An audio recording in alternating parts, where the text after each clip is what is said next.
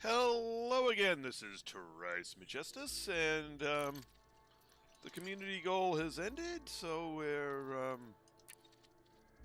on to the next bit, although we're going to be here a couple more days because we need to pick up our rewards.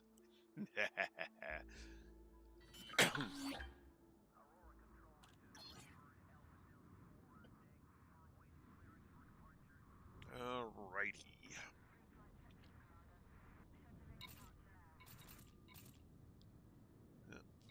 Weekly update.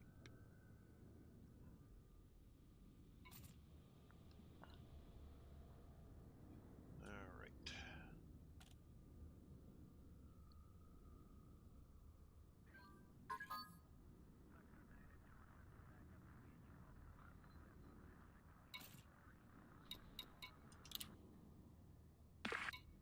Good evening. Good evening, Commander. It's upkeep night. Don't forget to collect your... Yeah, did that for Darkwing earlier. He did drop down a class. Luckily, luckily I spent some time with him last night, or he might have dropped down two. So that was at least he's going to get both the rewards from both. So that's good. Yeah, All right. both too.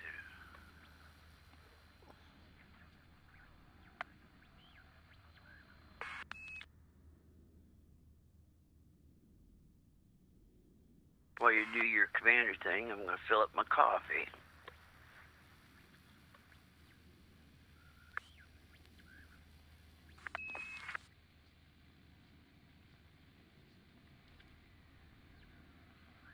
Okay.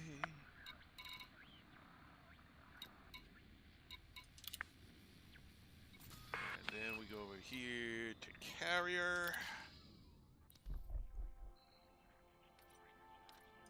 Budget.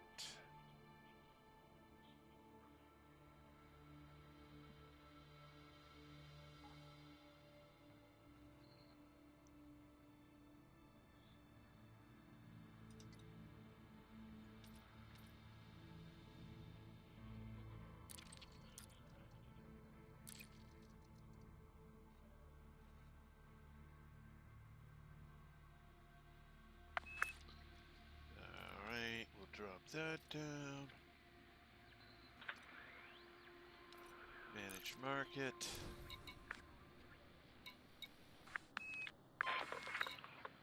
Tritium. So invite Philip. Buy. People want to give me tritium, that's fine.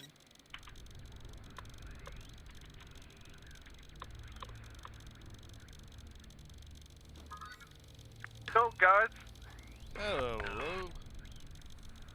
I would have invited you earlier, but you were jumping when I seen your screen. Yep.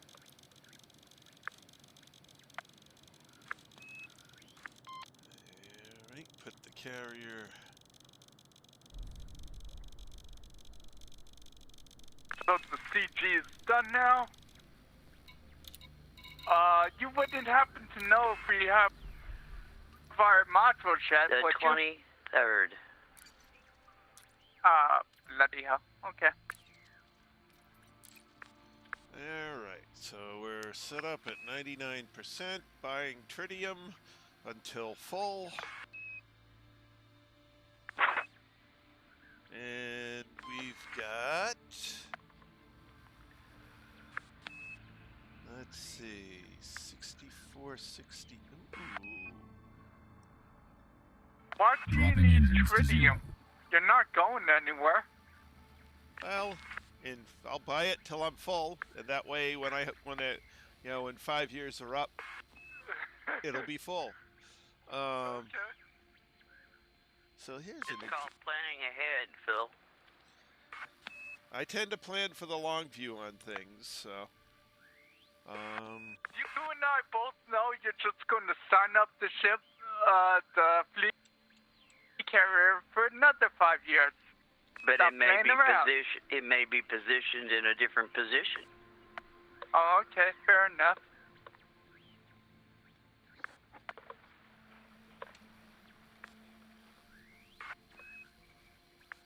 Well, I would like to thank the kind commander who sold his exploration data this past week at the carrier. Your contribution is very much appreciated. Oh my goodness, 7 mil. How much was it? Ooh. So I got 7 mil, which means he deposited, 70 mil. yep, actually 700 mil, I think it is. Oh, 700? Or some, no, maybe it's only 70. I'm not sure. But it's just like, thank you very much. That's, I appreciate every little bit that gets in there. no, you... Yeah, it's 70 mil. Yeah, 70 mil, 10% supposed to be. Yeah. You had me second guessing. I'm like, I think I... Yeah, that's right. Yep. So, 1 second, phone.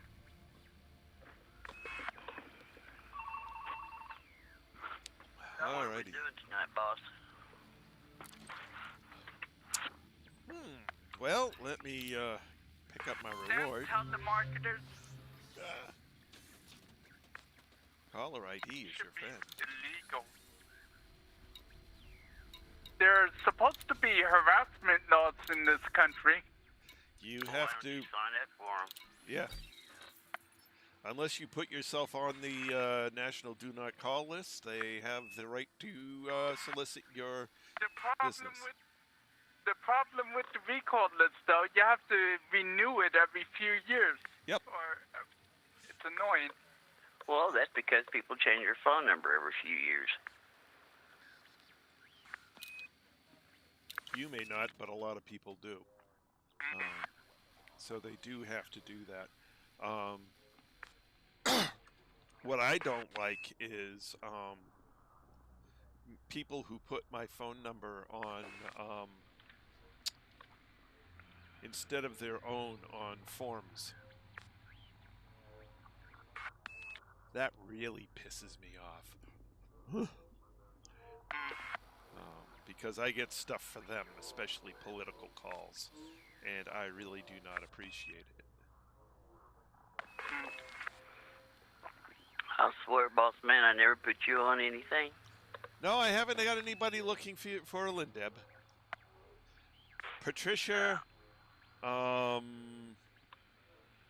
let's see. Am I out of range? Why? No, I'm not out of range. My limpet won't fire. There's a I have the Patricia, right a fire. Jim, a Steve, a couple others. Yeah. So when I get those calls, I say, I'm sorry, you have the wrong number. Do I have this number? Yes, you do. Never been their number. It's always been mine. They gave you bad information. Please take me off your list. I don't want to be talking to you. And especially the political ones. It's just like, yeah, wrong number, wrong state. Leave me alone. My game's bugged.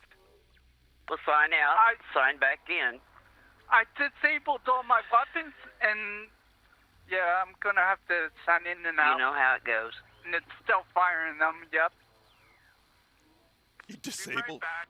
You disabled them, and they're firing them. Oh, that's a lovely one. Yeah. It's supposed to be shooting my damn limpets, but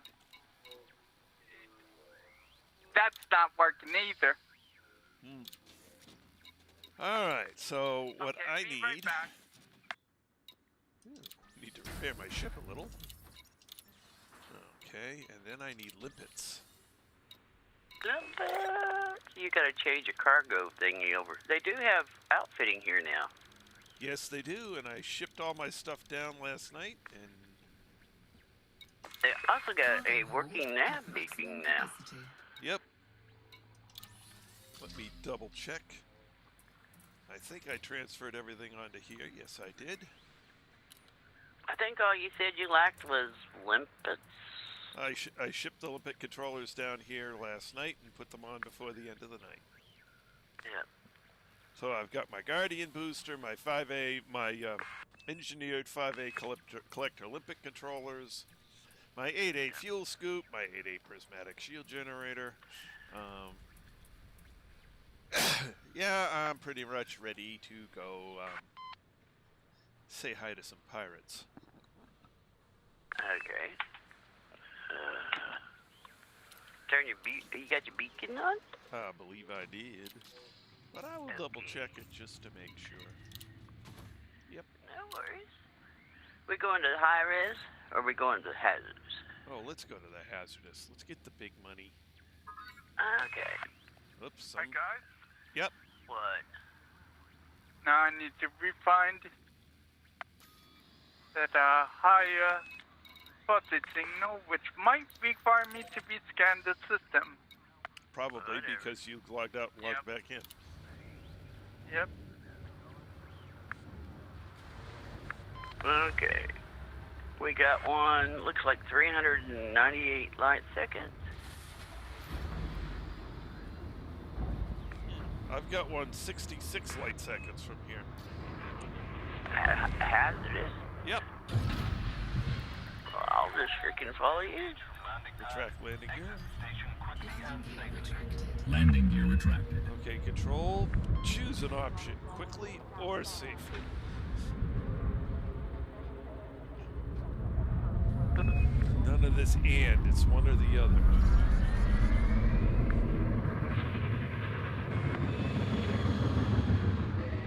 Oh, there's a lot of traffic there. There's a high grade. Now we're gonna have to listen to everything he finds in there, even the dust bunnies. I'll send the dust bunnies to attack his ship. Then he'll regret it because he can't target them. They will tear his armor to shreds. Are you already in the resource? I am currently flying there. Okay. That's not the high grade. Where did it go? I had before. Oh, I am targeting it. Hello, where are you? I lost it. Where are you? Ah. I'm only 5 megameters from it and I can't see it. Or 9 megameters from it now. I lost it. Where are you? Gotta be right around here somewhere. There it is. Oh. You're over right by it. All I seen was the mono, whatever. Yeah. He's right behind you. Okay. Right next to the hub. Literally. Wow. That's why I was past it before I knew it. Disengage. Exiting hyperspace.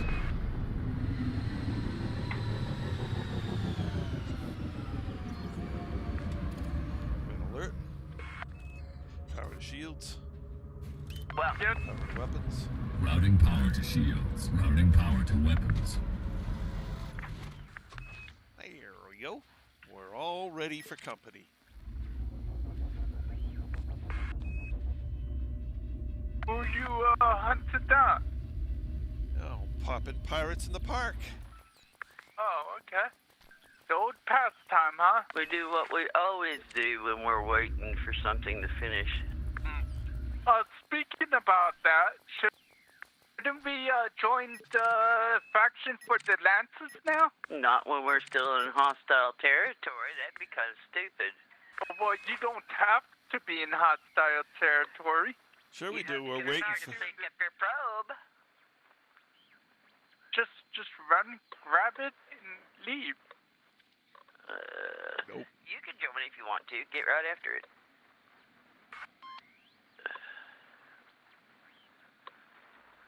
And for some reason, I have this leaving wing signal burned into my screen.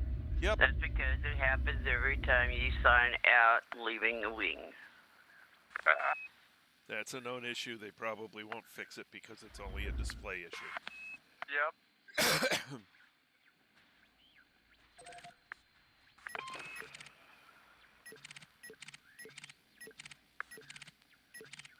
Hello. Uh-oh. I'm in a Hazres. Why is there nothing but miners here? Well, I've it's got not you. that hazardous then. Well, I don't even have you, Trace. Where the Speaking hell of are which, you? I have you as a solid block. Yep. Do both of you have your wing signals up? Mm-hmm. No, we just go around flying just willy-nilly. Well, you kind of do.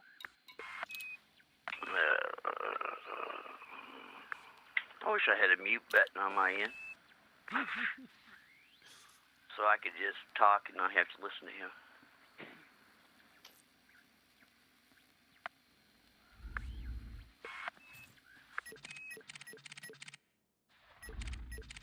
Well, we'll come back in and see what we find. Yeah, maybe bring a few pirates with you. Yeah. I came right in on top of you, so I don't know why. I mean, I don't even see any laser fire anywhere. And I'm only 3 kilometers or 3.5 kilometers from the center of the... Boy, it'd be a great time to be mining in this Hazres. Yeah. With nobody here to take anything from you. Fire the damn limpet. Oh, hell, I show you 600 some odd kilometers away from me. But I'd Don't say... anything on the fire group. Take off my senses too while I'm at it.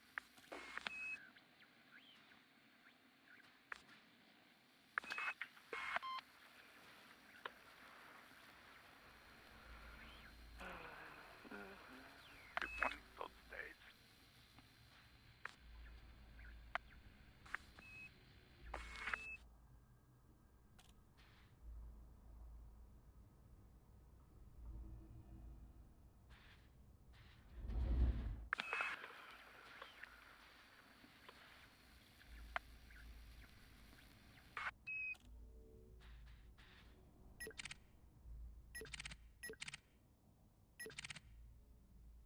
Oh, damn. I didn't buy limpets. God damn it. Dude.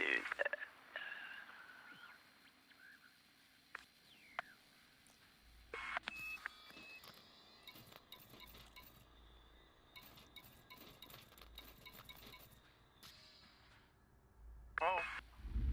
To Jameson. That's where I was heading anyway.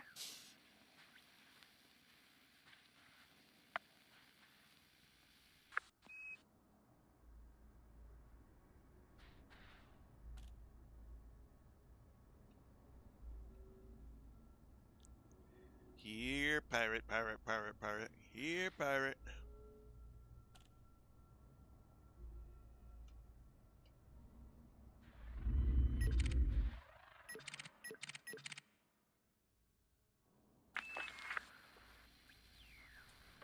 Oh, there you are.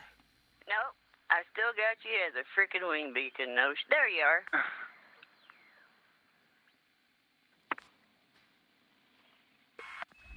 I'm fixing to give up and go to the next. The drift and wild lantern thing is definitely an anaconda thing, if not a big ship thing in general.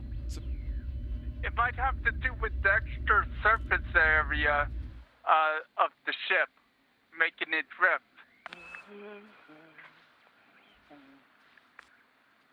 And I've checked. I've had it perfectly leveled, and it still does it. I don't have any problems with it, but then again, I put myself down on the pad pretty quick, so I don't have time for the for the station to rotate. If you come down real close to the pad, to where the stupid computer. Yeah, don't forget that. Bugging you to put down your landing gear? Philip, the station's rotating. You're not? No, I'm not talking. I'm not talking about. No, it's not shifting it left to right. It's shifting up to down, which shouldn't be happening if it's rotating. Well, then you're not level to the pad.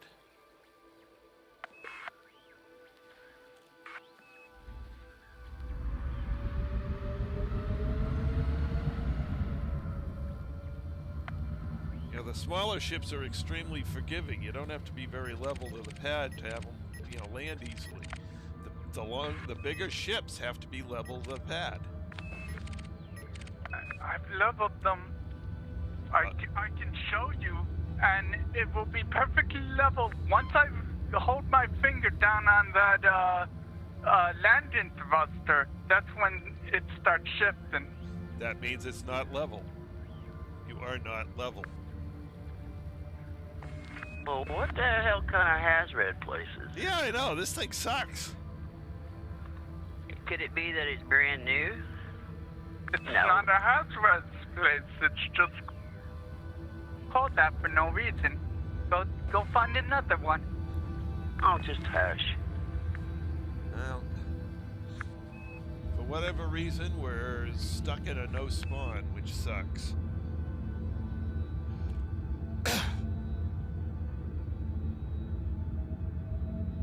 There's no fights anywhere around us. Absolutely nothing. Nada. And you've been there for a few minutes already. Something should have happened. It's pretty pitiful. All right, I'll follow you to the other one. Okay, let me get out of here. Because it's obviously not working.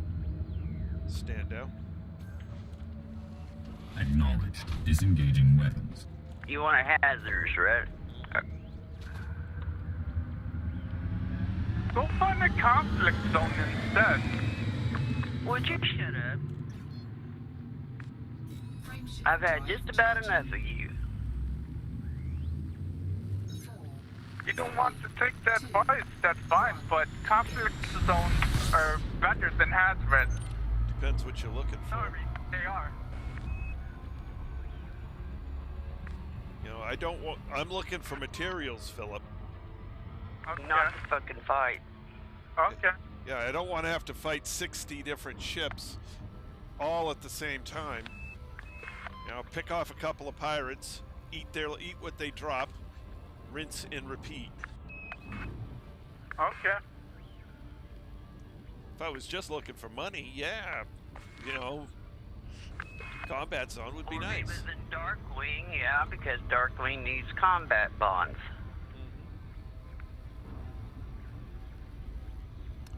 But I don't need combat bonds, and I'm pretty okay for money. What I need is material. How about high-grade emission sources then? That's not as fun. Okay. Look. Yeah, that's a fair point. And he'd also one of these days like to get to elite rank in combat, so he's working on three things at one time: credits, materials, and combat rank. Yeah, still at 0% dangerous. Still 0? Yep. Damn. Okay. I'm at 18% in Nasta.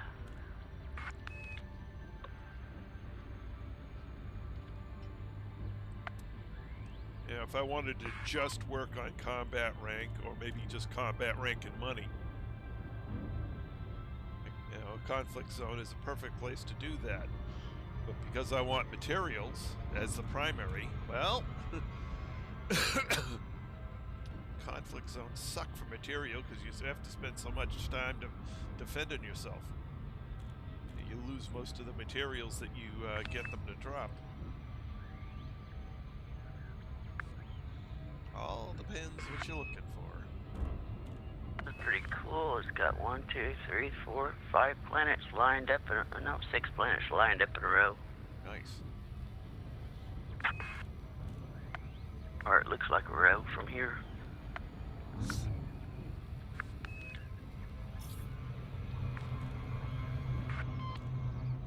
I came out to this one the other night with when Cody was on, and there was an anaconda in here. He was elite.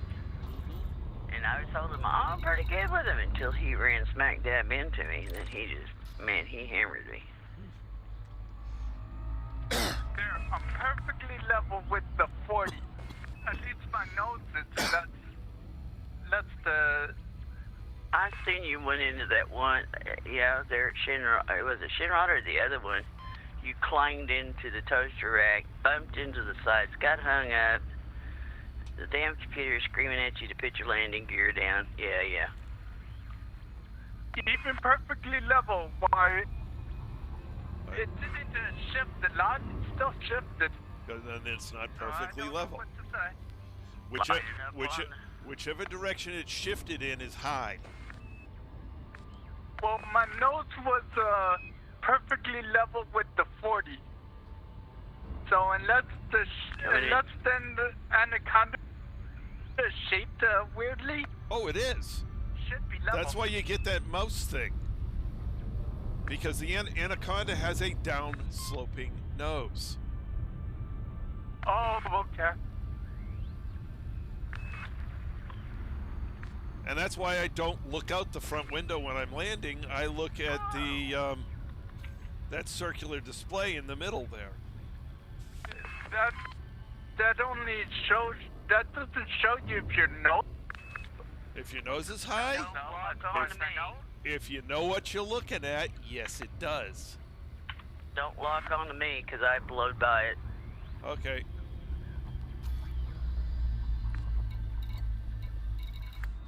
That means I gotta go back over here, go back over here. Click on that. I tried to inform you, but you gotta listen to what's his face having problems with every day with landing. Yeah. The landing gear is already retracted. Would you like me to deploy it? No. Understood.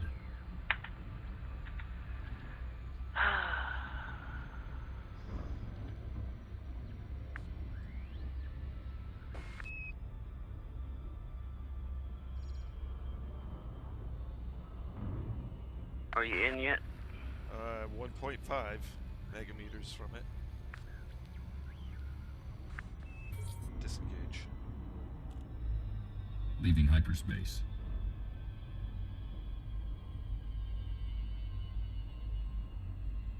Oh, it doesn't want to go into the instance.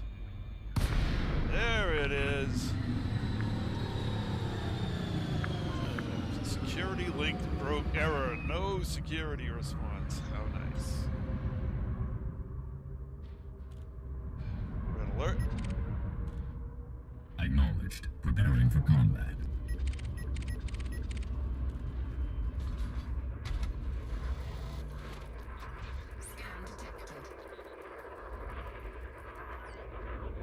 Hello, buddy.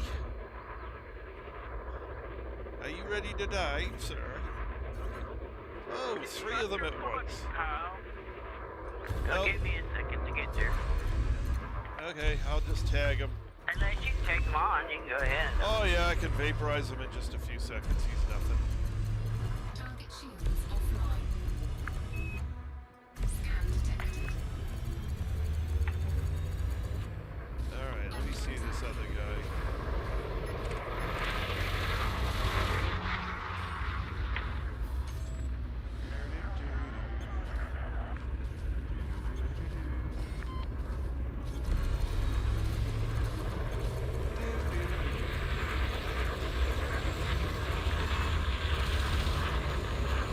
What the hell is wrong with me?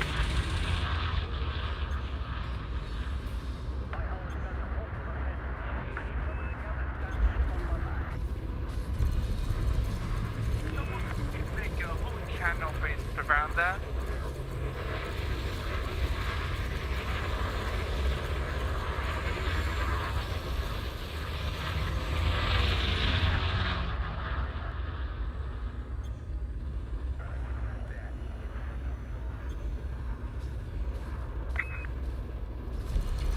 Target shields online. Under attack. Target shields offline. Target destroyed.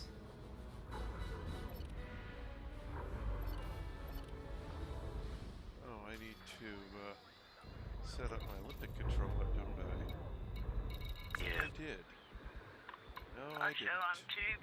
2.49 km away from you, and I can't see you. How nice.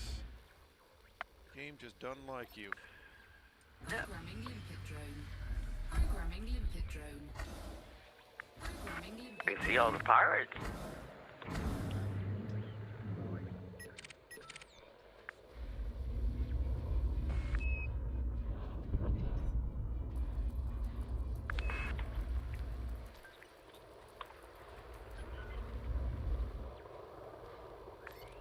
Well, let's do it again, I guess. Impulse attack. Trajectory disruption. Under attack. Man of pain. Target shields offline.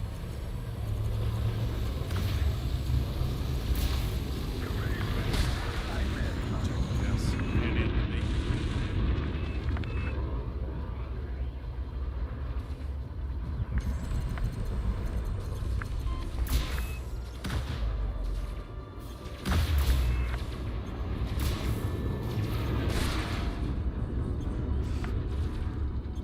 This idiot keeps running into me.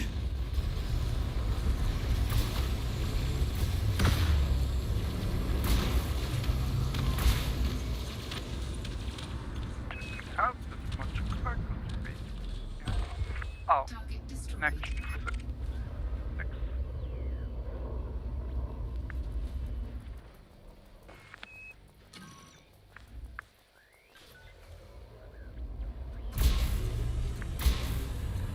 Collector expired. Under attack.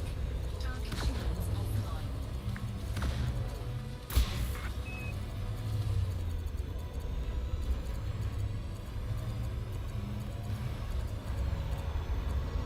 Limpet drone error. Shield deployed. Collector limpet expired.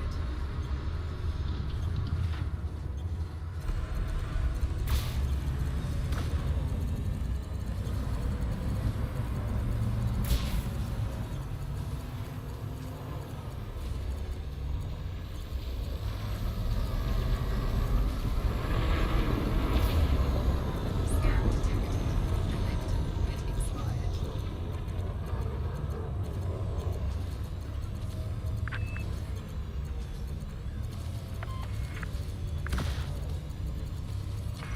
Target shields online. Under attack.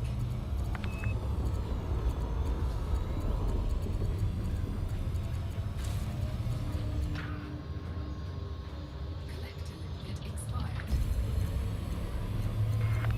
Well, Trace, I guess I ain't gonna be allowed to be a pirate with you. Why? It's not letting her in the instance. Oh, I've gone out, come back in 3 times. maybe try logging out and then coming back in. Target destroyed. I'm 400 some odd like M's away from you. Programming limpet drone. Got plenty of pirates. Programming limpet drone. Programming limpet drone. Says you're right on top of me. I know it. And now you're somewhere else. That's It's weird. Well, I mean, she's a wing signal, so it's jumping around a bunch. All right, when I collect this load of goodies, I'll go up and come down, and hopefully I can.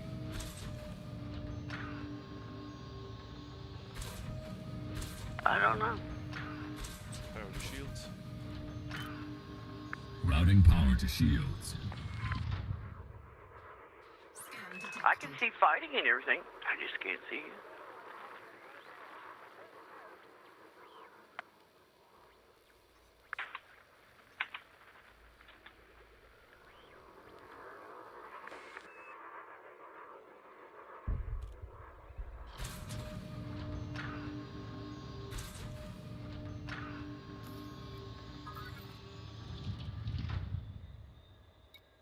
Hello, Cody.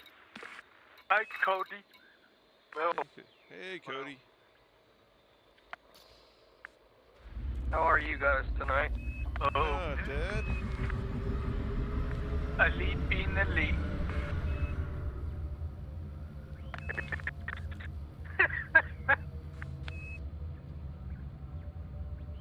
Well, I'm not having any problems. Well, at least that makes one of us. Well, I just got on too, so I guess we'll see, right? Oh, okay.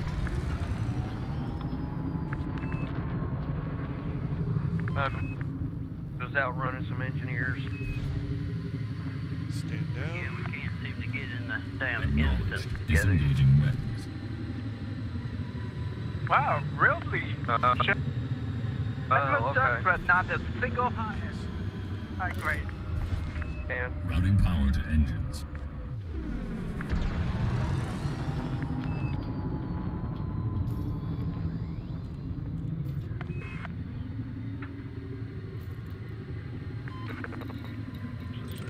oh, that's not bad.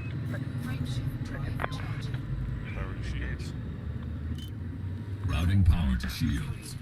2,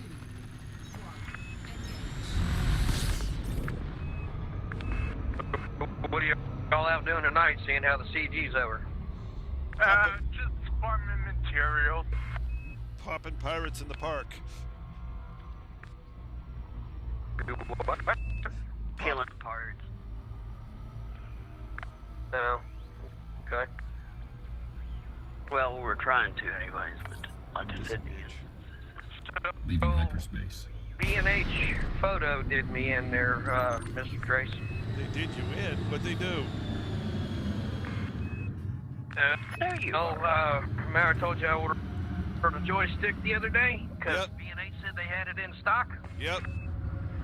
Well, in their lovely wisdom, they decided to ship out my rudder pedals, but not the joystick and the throttle because it was out of stock. And I'm like, well, what am I supposed to do with rudder pedals without God. everything else? Yeah. That's, weird. Engage. Somebody So, messed up. I called them today, and I'm like, just huh? Scan detected. Everywhere's having problems, but that's annoying. They're usually better than that.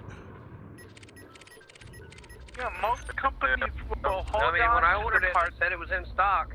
That's Yeah. why I ordered it. Yep. Okay, buddy, I got your beautiful ship there. I see you. Okie dokie. Yeah, I see you. Red alert. Okay. Who are we going for? Blood Dragon? Weapon systems online and ready. Well, I gotta say. Oh, there he is. Yeah, sure. We can go for him. Oh, he's out of range. Well, let's send him. Let's send him a hello card. Okay.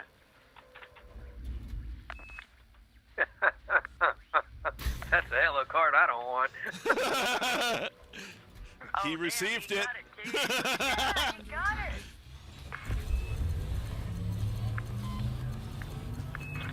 So every time I use my beam leads Power lasers, weapons. my ship starts Okay. overheating. Routing power tag. to weapons. Target shields offline. Well, when we're done with this little battle, I'll. And that's how the last guy took a ring of my shields away. Right. Running into me, yeah. Wait, he actually took your shields away by running into you? 3 times. Yeah, it's still one ring, but charismatics tier 8? Federal assault ship loaded down. Oh, okay. Well, that time he didn't run into me. Maybe because he knew he'd die if he tried it. Oh, damn. 36 stuff. So now light seconds away to get to a high grade. That's a little ways. Yeah. You better have the prototype materials I need. There Prototype you go, alloys. Bossman. All right, let's see. Collectors. Fire the collectors. Programming locket drone. Programming locket drone. All right. Now let's find somebody who's a little closer. Oh, he's a little baby You were diamond going to bag. tell him about the beam laser, sir. Oh, yes. Put thermal vent as a special effect on them. That'll keep you from overheating. What on him? Thermal vent as an engineering special effect. I can't Thermal. believe you're Okay. tapping him that far out. I mean, I believe it because I'm Well, seeing it, but it's... Well, once I can engineer them, that's what I can do. Yep. Let me jot Oh, that he's down. gonna run. My dumb self will forget it by tomorrow morning. You only need your Ship charge detected. most powerful lasers to be having thermal vent. No need to give every one of them thermal vent. I don't know what ship you're flying, but I do everything thermal vent. That right way. now, I'm flying the Python. oh, okay. Well, Yeah. that, yep, he left. Yeah. Scan detected. Federal assault ship. Oh, are you gonna try and run into my shields too, like the other guy? I put thermal vents on all my lasers, and for good reason. That's why I can. That's why I can run the.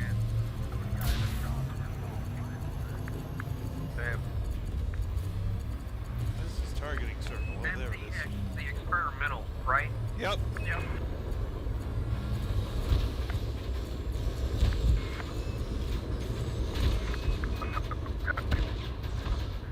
So once I can engineer those, and I get them fully engineered, do the thermal vent. Okay. Oh, bloody cargo drop. 'Cause I like the beam lasers. I mean, they tear through these ships I've been fighting today with them. Yep. And so what I do is I'll do either do. Charge detected. Oh, will you stop trying to get away?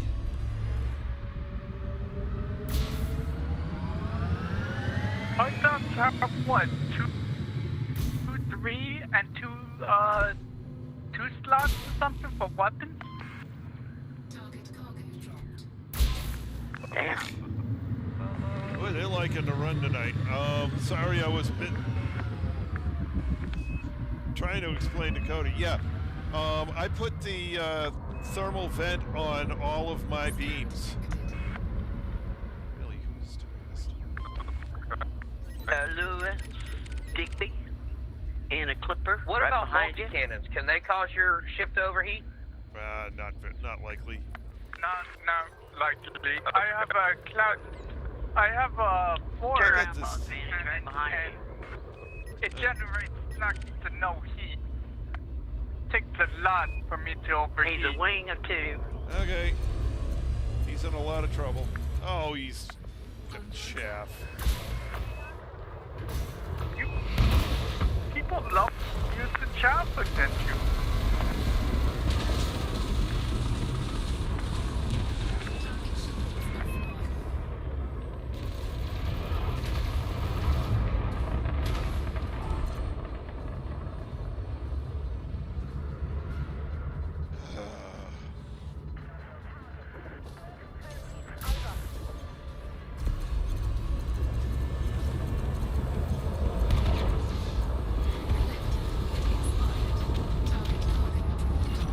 Okay. One down.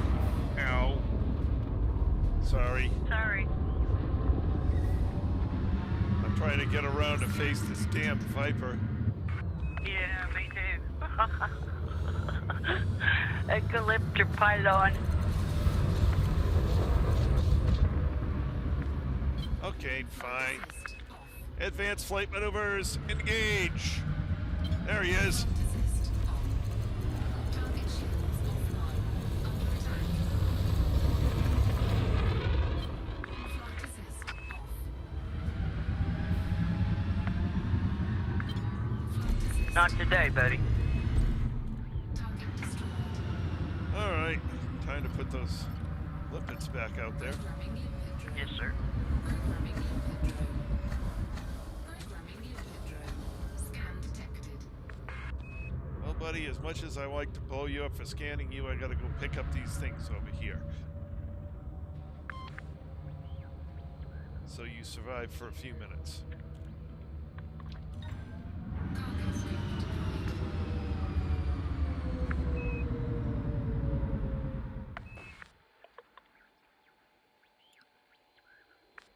But just hang around, I will service you shortly. Oh, low 10 light weaver. Uh-huh.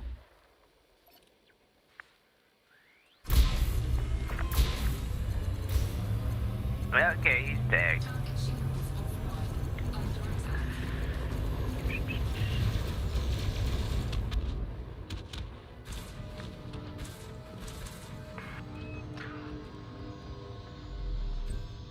Target destroyed. He's gone. I think I'll go pick up his goodies. There's another set of goodies back there. Probably not going to get to them in time. Ooh, there's an elite Fed dropship. But he's a ways out there.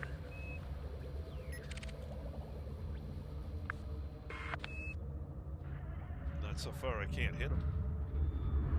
Okay. Where are you? Oh, it's going to be hard. He's in combat. Yeah.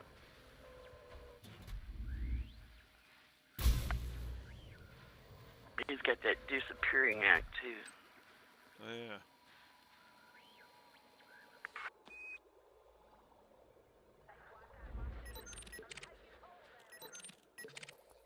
Collector limpet expired. You got a lot of goodies over there to pick up. Yeah, I noticed that.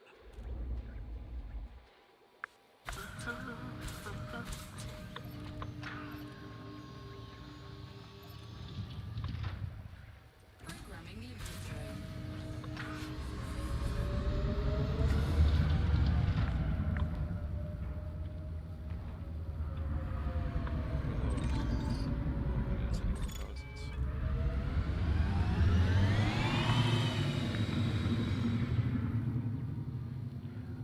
You got a courier coming in, dangerous, and he's gonna scan you, see what the hell you're picking up. Scan detected.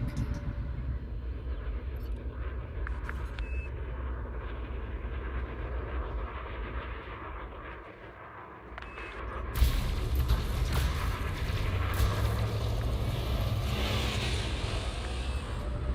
limpet expired.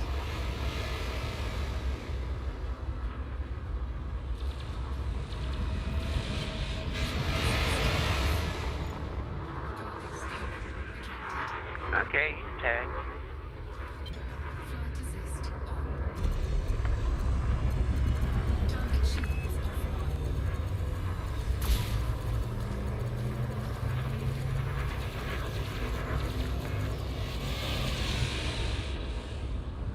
Collector limpet expired. Cargo scoop deployed. Cargo scoop retracted. Flight assist off. Blow up. Flight assist on.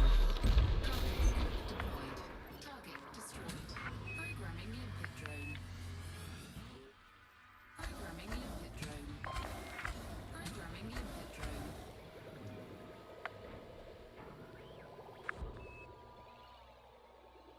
Power to shields. Routing power to shields.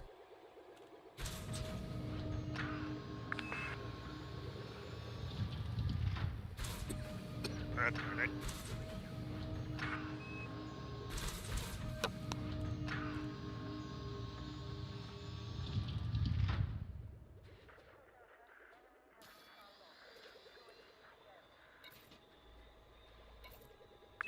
Hey, watch your backs, pilots or pirates. Pretty much amounts to the same thing. Yeah, but it would be kind of cool if it acknowledged that you're in a wing by using the plural. Oh, there was firing over there. Oh, there's firing over there. Oh, okay, see it. Right behind you. A lot of dust here. Somebody must have blown something up. Yeah. Either that or the pollen's bad. Well, you know, it's asteroid pollen, right? That's how they make little asteroids.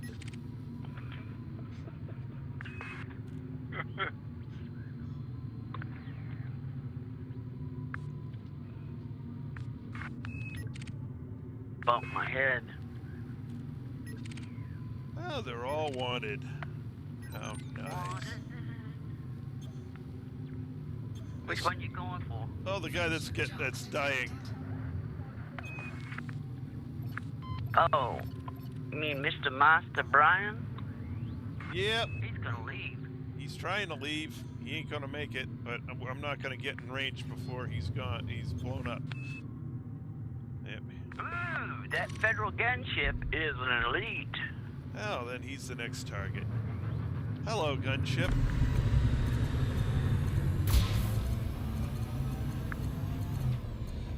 Power to weapons.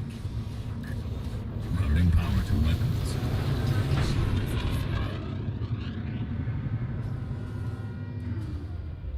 Yeah, he's tapped. Okie dokie.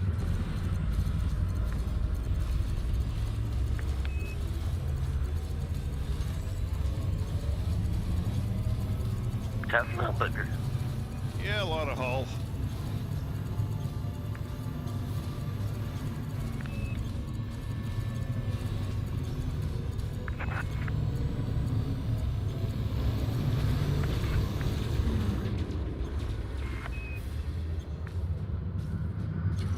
Target shields online.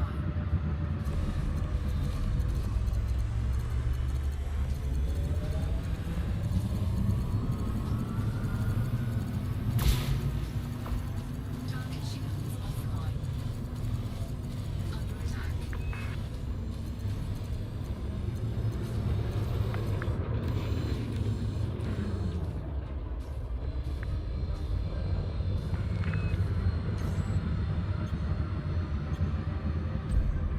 Target destroyed. Didn't Nice. say that.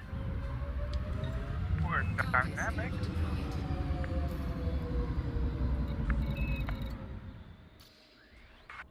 Oh, he dropped some filament compositor, deposit shielding. He's always. He dropped some goodies. That's 4 and 5.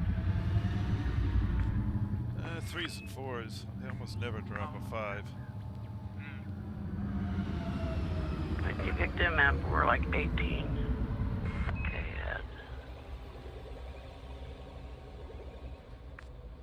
look at all them little limpets.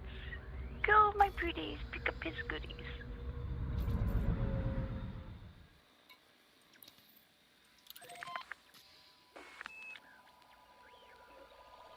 You got 5 limpets? I got 6. One of them's hiding under the hull because there were only 5 things to pick up.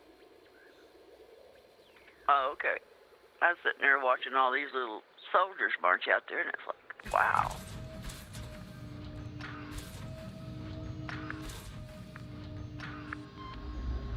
Okie dokie. I'll follow you in. Back or upside down. Oh, we got somebody coming out here to us, it looks like. Oh, yeah. Where'd he go? Where'd he Jack, go? Mr. Jack. And your buddy who's trying to get away. Well, Let me guess, the buddy's named Joe. I don't know. I didn't get to focus on the buddy who was a minor. But Mr. Jack, He's in a lot of trouble. Oh, this damn cat.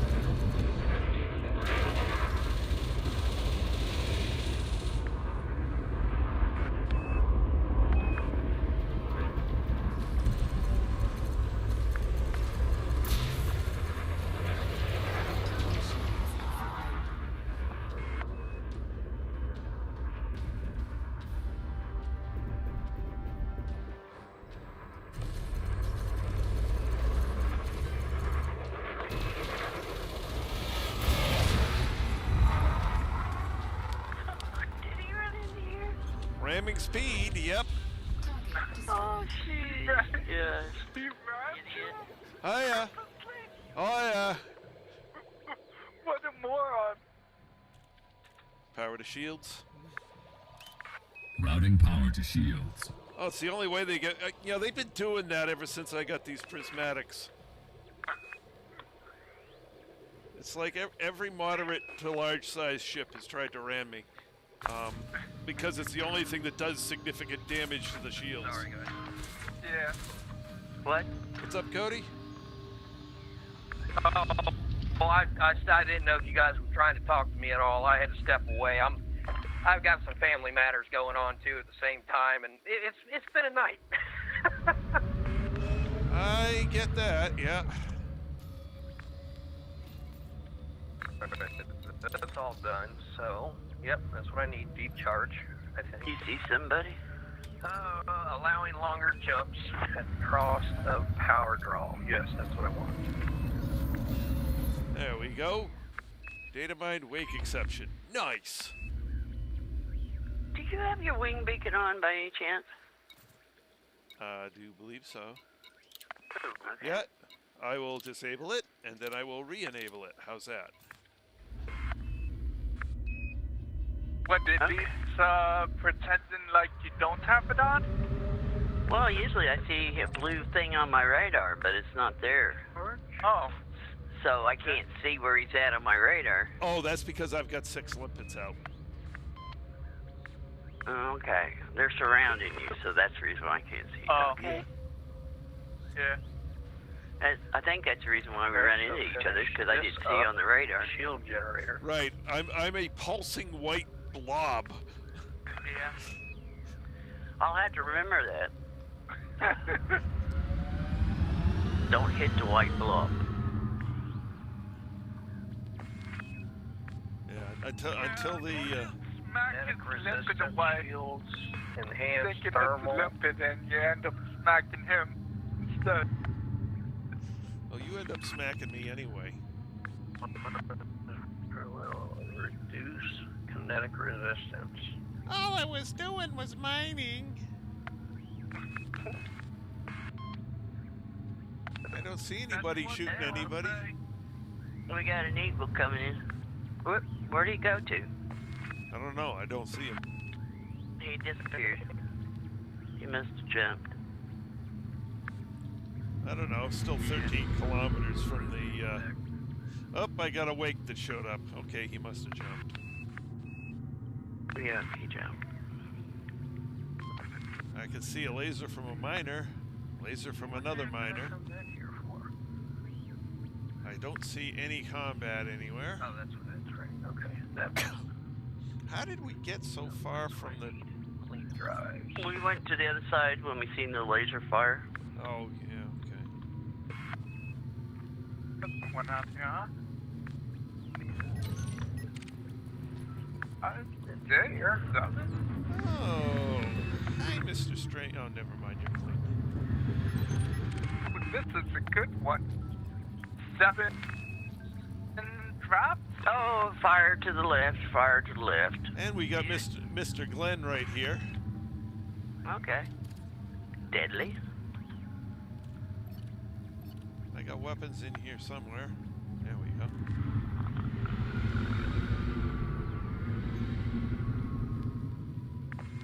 Yep. That was a good one. 7 drops. Additional thermal conduits agreed. He's got that disappearing act going on. Power to weapons. Routing power to weapons. Tag. Yeah, I see that. Heat veins. What the hell are heat veins? Material. Hey, low-grade material, which is nice to have. Yeah, they're needed for the power distributor, I believe. For the higher ranked power distributor. What you call Right. here. But where do I get them? I don't think you can just get them. You have to basically trade up for them or down them. You can get them in your signal sources or combat. You can get them at signals. What? Oh, okay. Yeah, I never found any of them. Oh wait, that's because I'm always farming high grades. Never mind.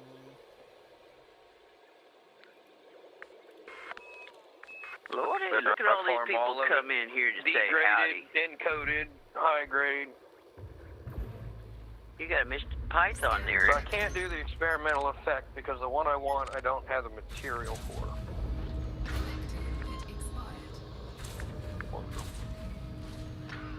Oh, hello. Which one you going for? Mr. Mattis the Python. Okay. Who has decided to throw chaff? I am going for. Oh, wait a minute.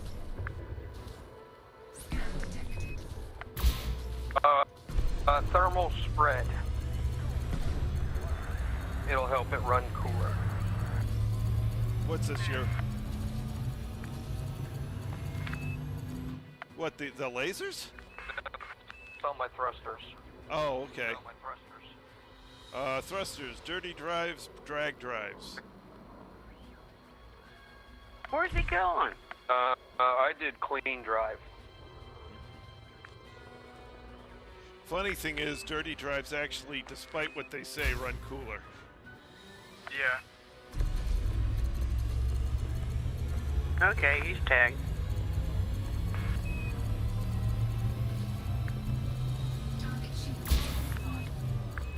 Really? So I should do dirty instead? Yep. Yep. In fact, it's been tested out, and in every case, dirty drives beats clean. Oh, stop with your stupid...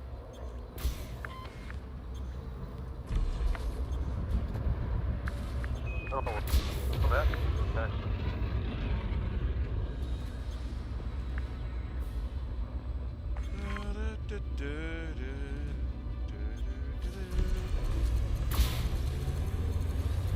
Missed.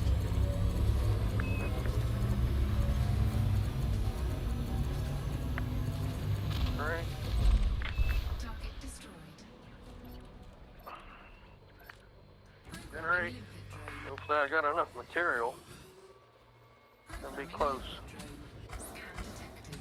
There's another one. What is it? Bistro Boy? Master. So he is.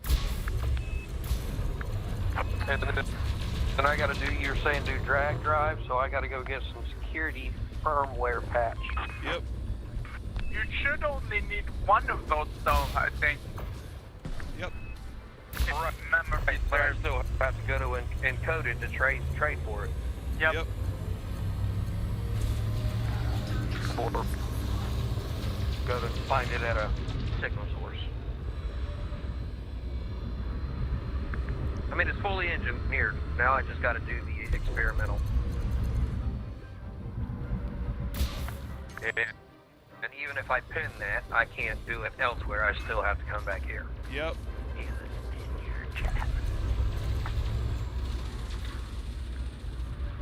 Alright, so let's go find the nearest encoded.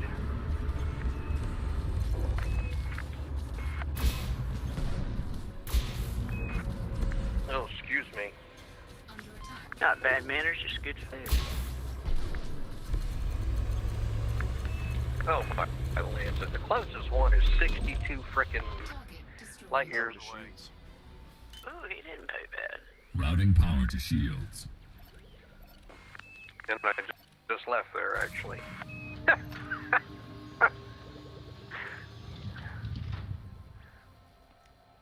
Oh, well. Oh, yeah. I guess that's part Look, of grinding Engineers this is game, a back and forth game. Yes, it is.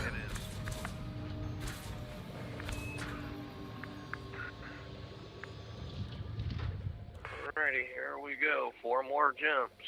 We got Christopher Hayes coming in to scan. Oh, In a shit, clipper. eliminated a jump. Nice, because I did my stuff. How about them apples? Sorry.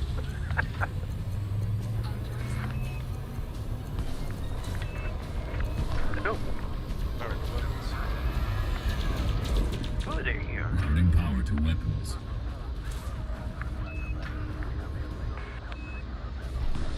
Minion shaft here. You want to fire chaff? You can have a steady diet of plasma. Oh, cool. You have the plastic on the radio side? Oh yeah. Oh, what are you talking about? Target destroyed. Power to shields. Routing power to Oh, shields. we got Slider coming in to look at you. He's in a wing of 2. Okay. Let's see here. So, I'm over here at Elvira, right? And I have done about everything you can do, and I still have not unlocked the Marco and the Zachary. Why are those 2 not unlocking? It says I have to be invited by Party of Yori. Yes. And invited by... Go ahead. Exactly. You have to go down, find the party of Yori, go become friendly with them, and they will invite you. Are you sure it's friendly and not ally? It's only friendly. Okay. Powered weapons. Routing power to weapons. How do I find where in the heck those are at? On Inara? And there, Yeah. Okay.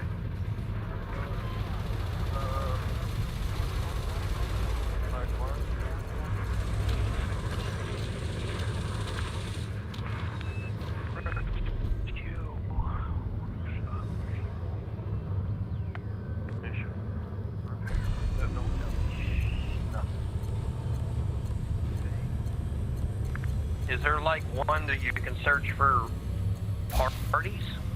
you can search for faction. Yeah. Party of Yoru is a faction. Dang it! Come back here! Well, the Cyrus Corporation, I got that's a faction as well? Yep. Yep. Okay. What'd you say the name of the engineer was? It's Zach Nemo. It's party of Yoru.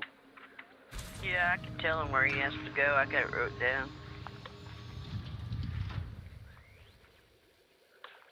Power to shields. But I want to be able to Routing find power it to again, you know shields. what I mean? For these Oh, other well- people and other things like that. Yeah, so you gotta be invited by party of Yoru, and then his location will show up.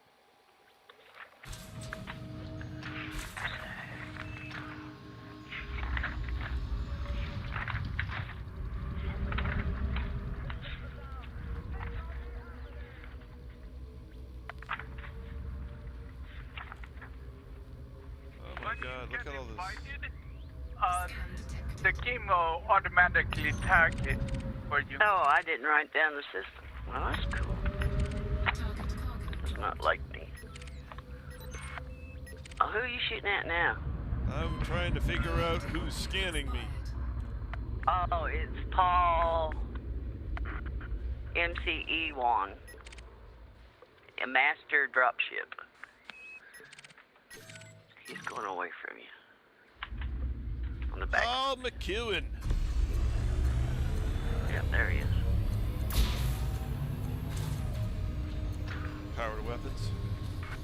Routing power to weapons. Okay, he's tagged. And he's got chaff. Okay. Of course he does. Where'd he go? It needs a dropship as that, which makes it even more logical to have chaff.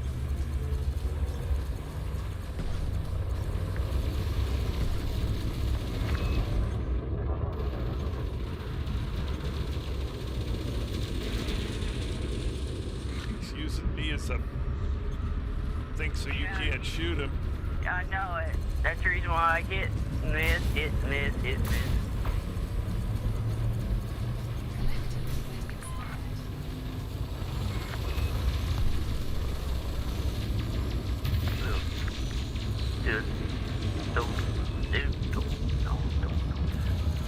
Okay. Well, if nothing else, Google it, right? Yeah. That's your best friend. There you go. Oh, we got another one coming in, isn't it? Yeah. Gecko. Okay, there we go. Minor factions. So Galaxy, minor factions. Okay. Alright, so that's how it Gecko. goes. Where's Gecko? He's right in front of your nose. Or he's behind here. Here, I'll get his attention.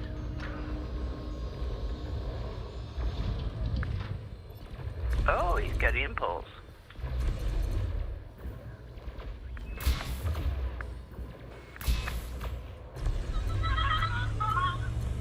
What the hell was that?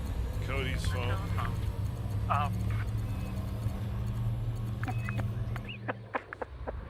The harmonica. Haven't you ever heard of a harmonica before? Yeah, but I wasn't expecting to hear it through the game.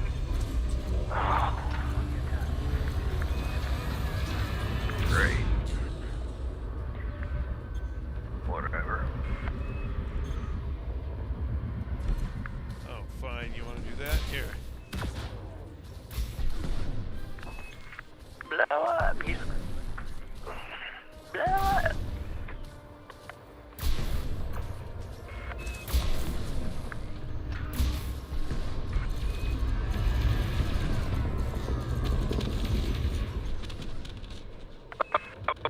I gotta get off, guys. All right. Target destroyed. See you later, Cody. Bye. See you.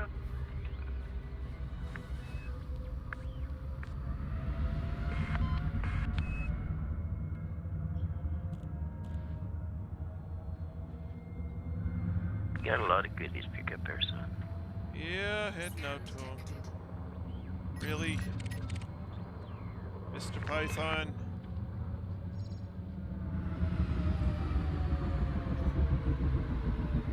Scan detected.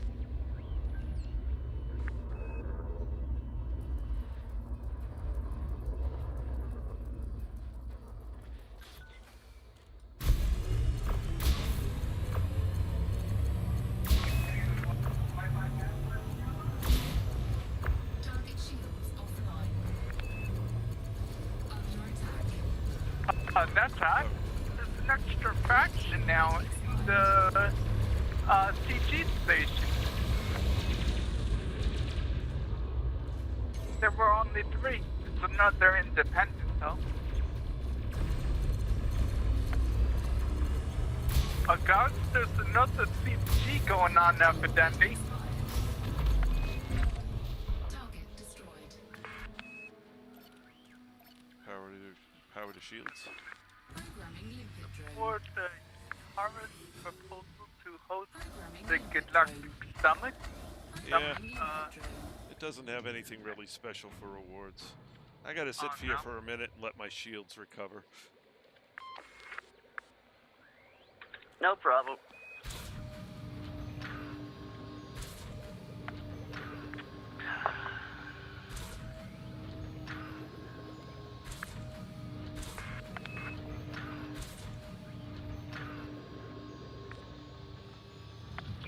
Thank you for the data, Mr. App Scout.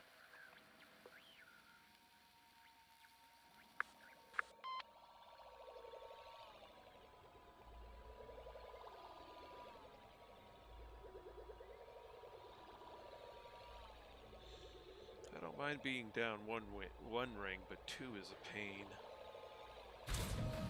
Yeah. I didn't bring a shield booster with me. Not booster, shield cell bank.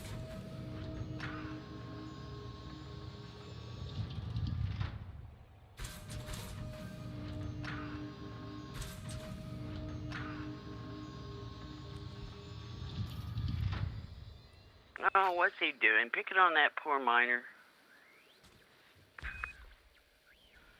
Something blew up.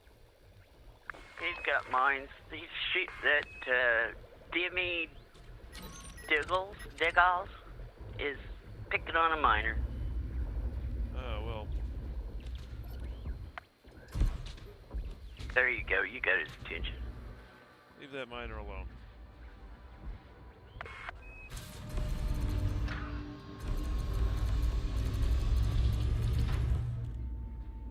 Oh, you and your chav.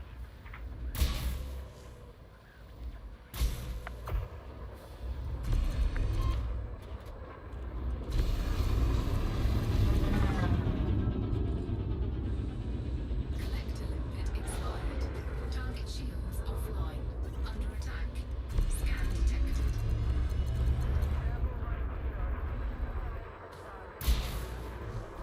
Oh, how can I miss from there?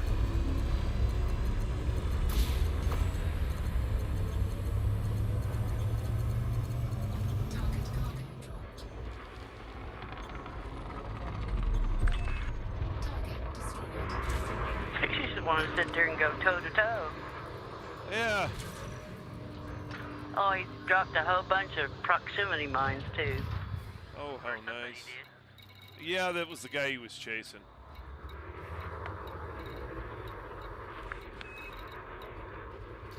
I misplaced one of my surface scanners.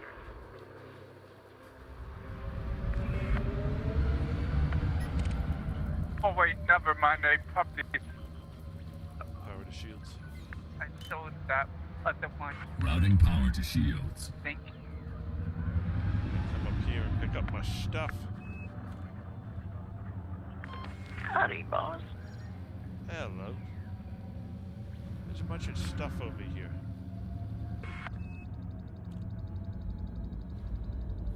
Fine. Boy, you got that a little close. Huh? Did I get close to you? Yeah, it was 100. I was watching you go by. It's like, okay, he knows I'm here. Yeah. I knew you there. It's like, okay. Why is this not picking? Yeah, it's right here. Hello.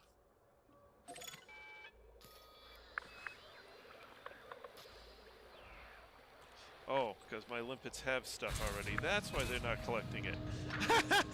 Little buggers.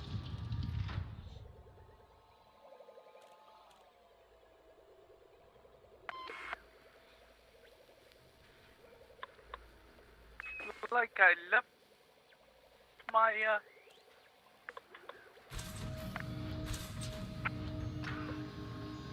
my tier 5 single engineered one in the Muscat Dark region.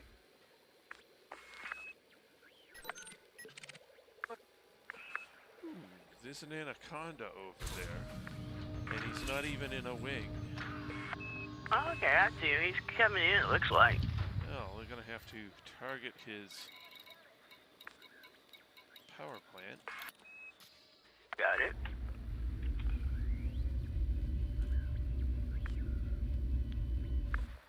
Ready when you are, sir.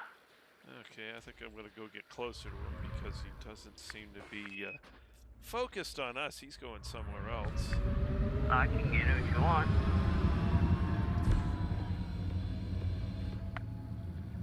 Yeah, that got him all right. But you shot him with the Power powder. to weapons? No, Lynn shot him with Routing lasers. power to weapons. Oh, okay. Collector limpet expired. Scan detected.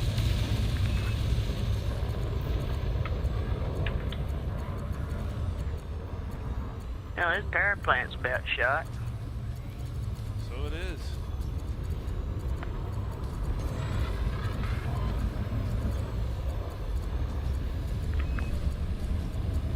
His power plant's completely shot. Is shot.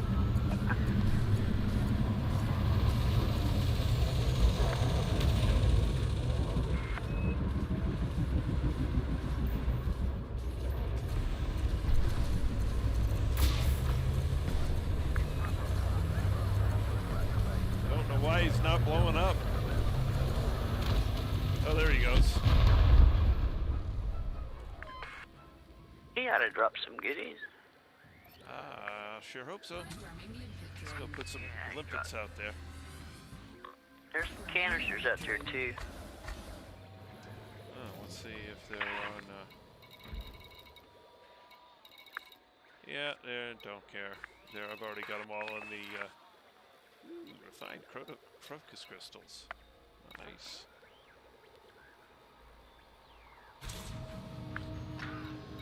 That's what, the tier 4? It's either a 4 or 5. I thought 5 was the exquisite, Oh yeah, okay, so it'll be a tier 4. Yeah. Yeah, they're tier 4. Alright. Okay. Still good. Oh heck yeah.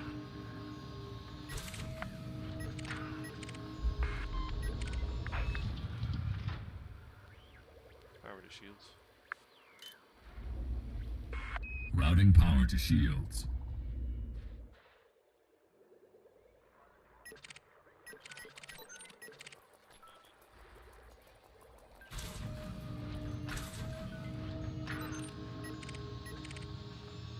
They got a nice wing of 3 out there.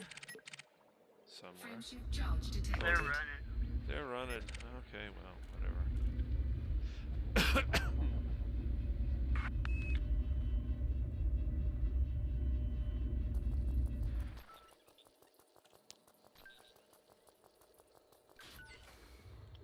Thank you, sir. Thank you for your data. How about you, Mr. Asp? You look like, and you are a pirate. Yeah, he's coming in to scan us. Okay. And he's Mr. Dudley. Nice.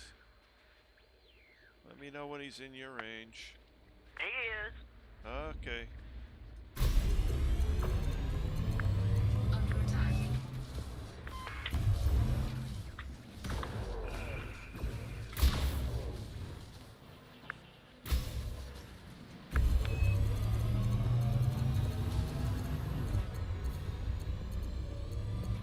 Power to weapons. Routing power to weapons. Oh, he's gonna run. And well, there's some other guys coming in. Let's see if he turns around and comes back.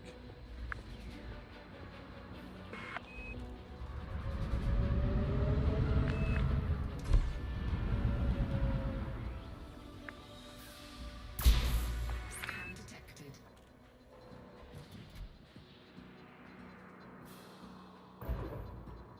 Hey, he don't look like he's coming back. Yeah, here he comes. Oh, okay.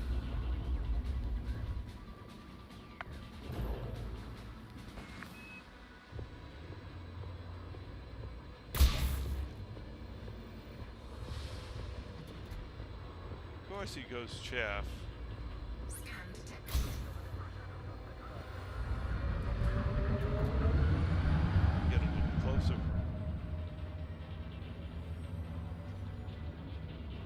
He's jousting.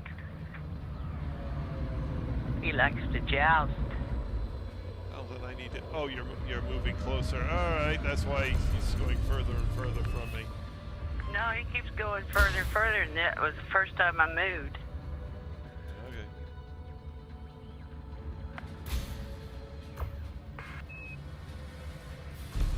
This is a pretty big stop. Scan detected.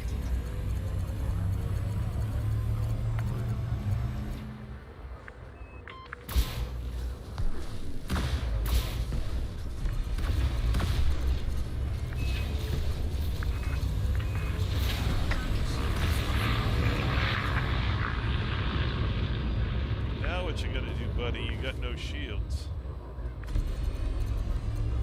Ah, you're gonna fire chaff. Well, Hey, you can't fault him for that. It's a good idea.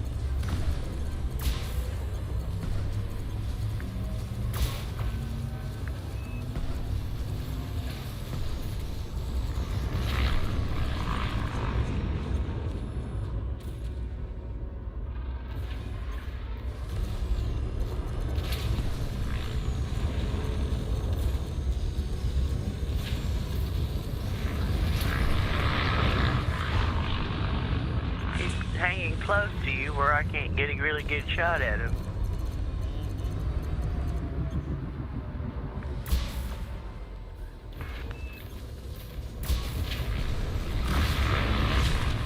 That took him down. Target destroyed. yeah. He run right back to them into you.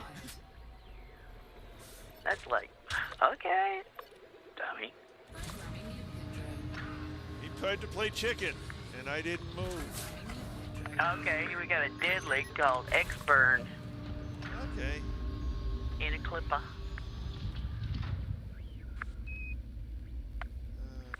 Oh, I don't have my weapons out. That's why I can't aim at him.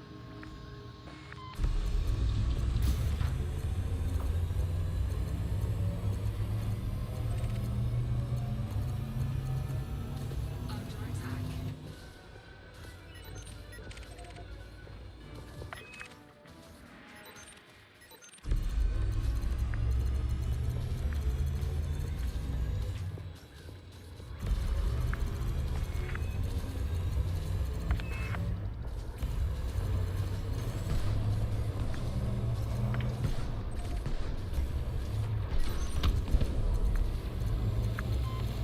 Oops. Sorry. No problem. Keep losing target lock on him.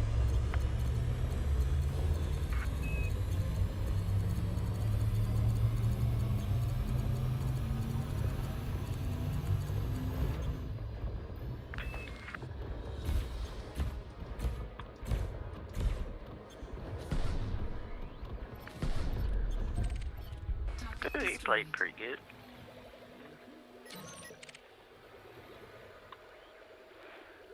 Oh, high density composites, filament, Nice. compound shielding, flawed focus.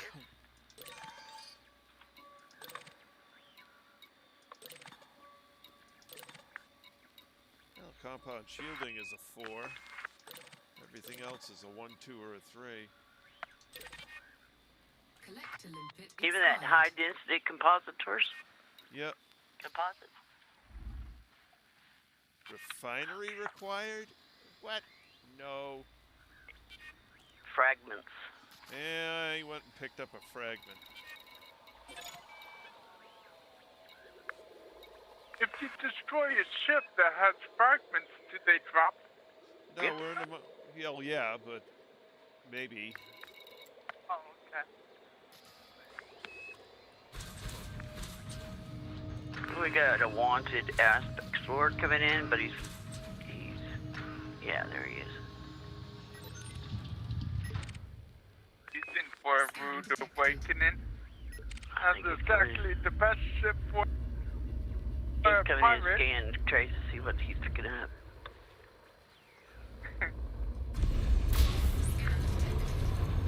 Show no mercy, Trace. What a damn job.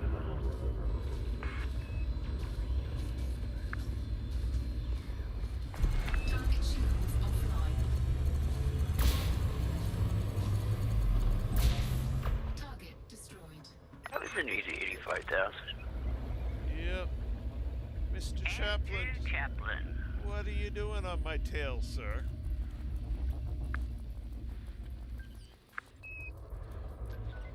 I see.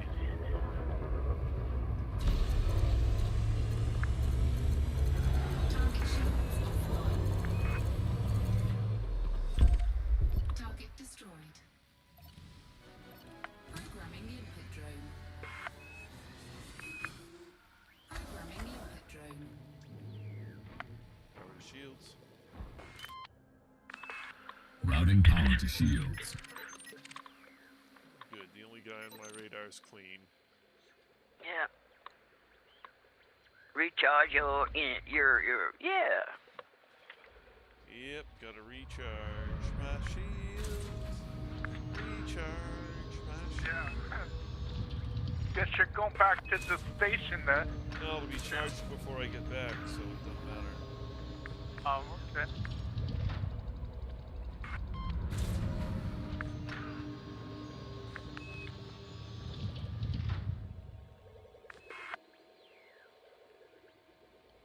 The only thing he's saying is don't pick on anything for just a bit. Let my shields recharge for a minute.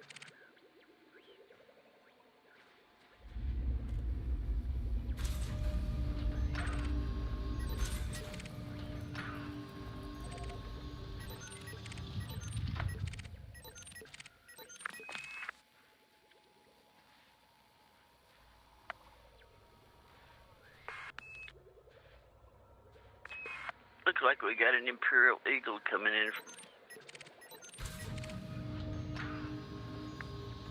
I don't know if he's coming in or going out. Yeah, he's kind of flirting at the edge of my sensor range. He appears and disappears and appears and disappears. He must be flying circles over there. But I'm picking up stuff, so... Yeah.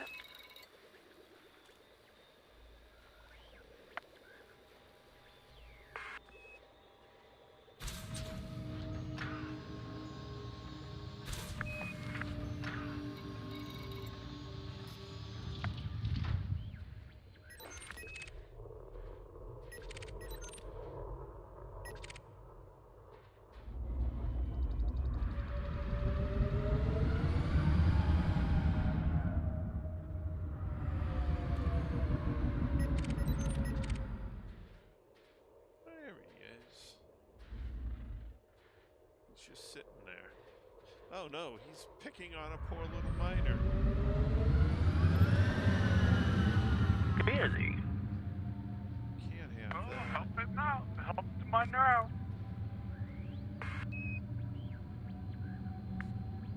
Take out the trash. Yeah, if I can get there quick enough.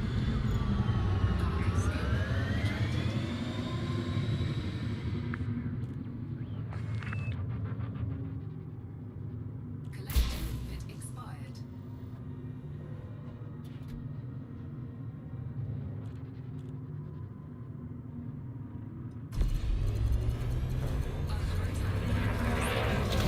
Adding power to weapons.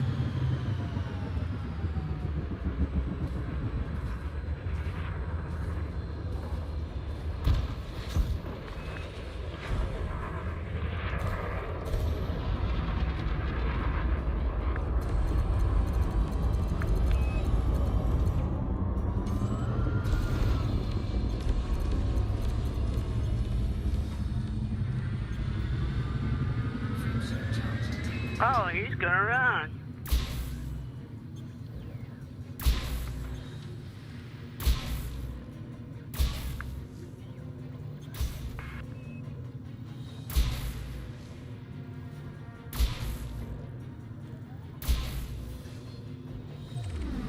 Ah. Powered engines. Routing power to engines.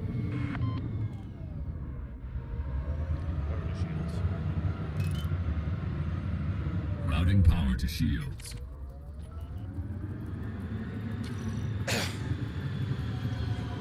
Oh, Mr. Alan Boyd. What are we doing on time? 15 minutes left. Okay. Mr. Allen. Yeah, he's That with the, time already, huh? It's getting there. he's with an Eagle and oh, she's an elite Imperial Eagle.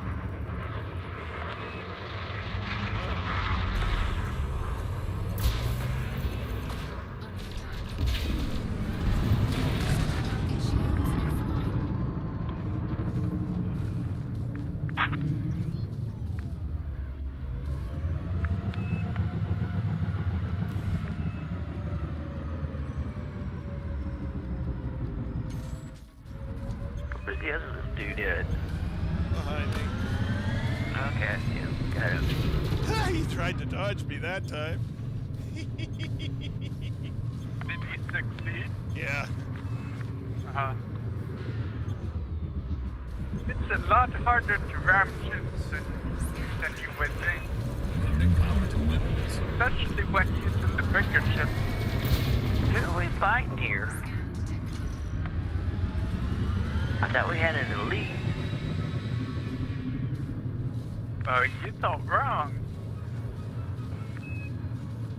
No, on my screen it showed elite, so.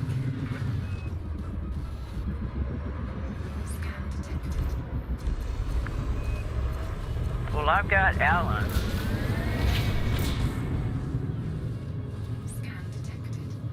There's so many damn ones to shoot at. What the hell?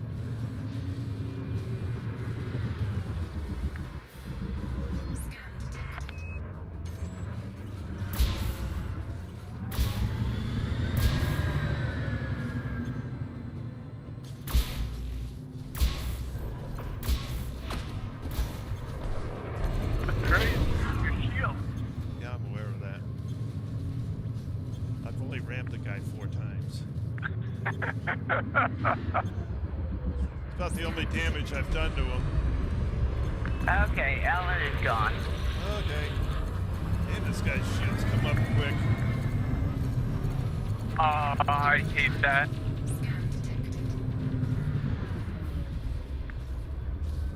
Good thing you have plasma with you that. Tear through them. What the hell? Get out of the road, buddy. Sorry.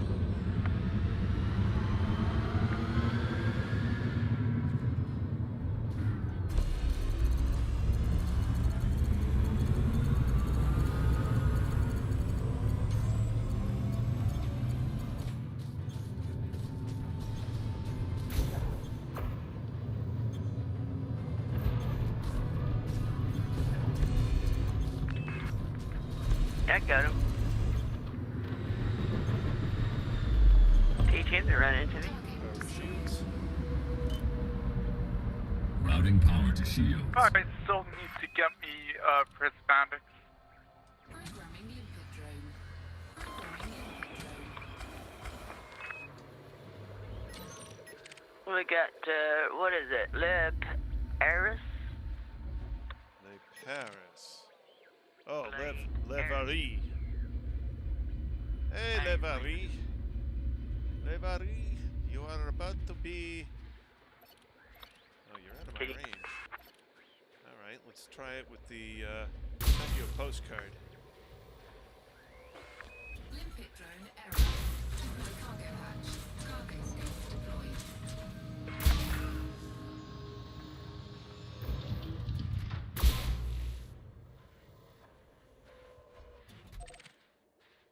Oh, damn, he's out of range. Okay. Power to shields. Oh, we're already there. Routing power to shields.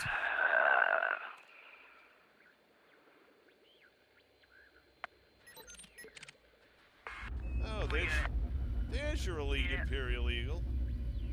Okay, let's go after him. He's after that poor miner.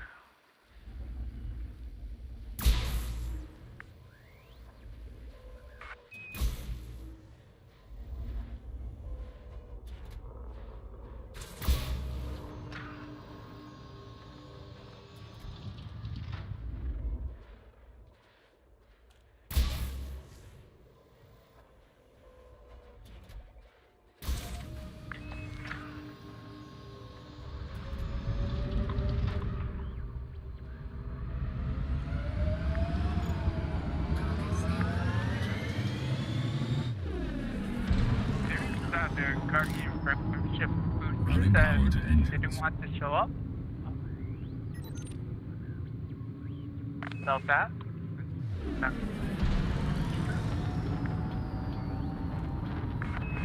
Okay, that got his attention.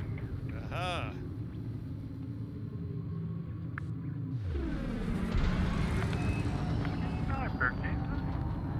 Shields. Routing power to shields. Routing power to weapons.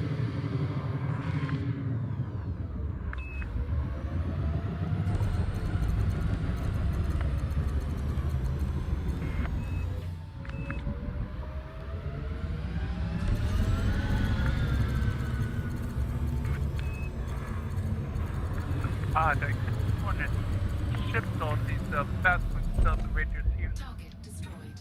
Did you see that? An elite 15,000. Yeah.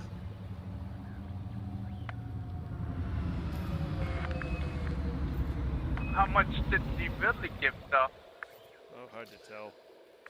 We've killed so many ships.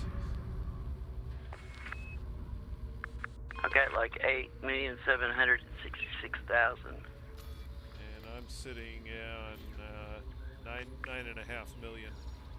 Yeah, you killed 3 before I came in. Yep. 3 or 4. And hey, the miner got away. I see his wake. Whoop, his wake just disappeared. That's good. Is this the last one, Bells? Yeah, I think it's time for me to head to the barn. And Okay.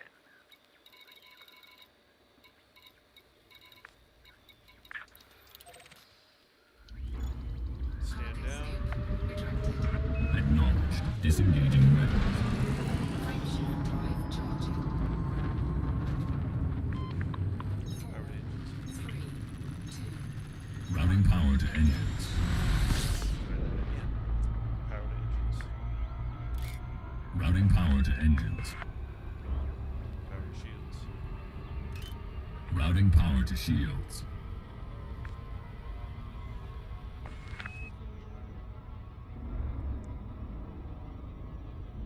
In a canyon, by a cavern, excavating for a mine. We blew up the pirate 49ers. They collected everything they dropped.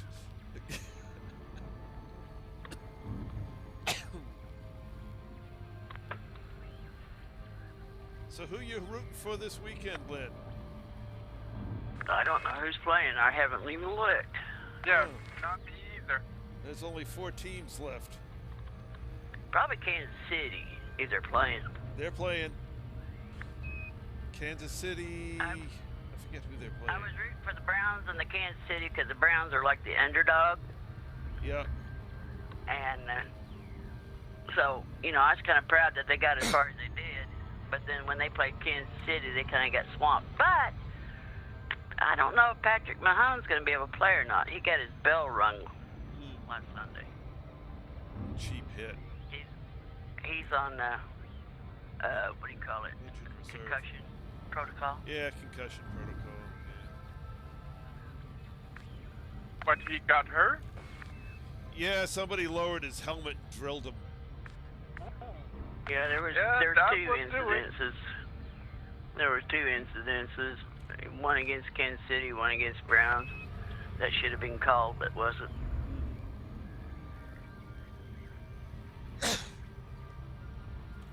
One don't make the other right, but No, yeah. I hate to see those cheap plays. Yep. well, sometimes I wonder, when you're going at somebody full speed, how in the world do you yank your head out of the way? Just kind of, because it kind of follows the shoulder around whether you want it to or not. Right, but it's kind of obvious on those shots that they were aiming to use their helmets Yeah. rather than take the shoulder. Yeah. You can tell if someone's purposely trying to just hurt someone. Especially since the quarterback isn't moving that much. If you're drilling the quarterback with a helmet, you meant to.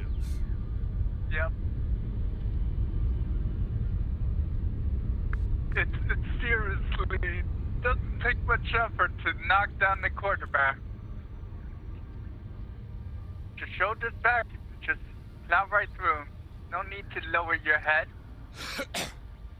I'd like to see you play football. I have.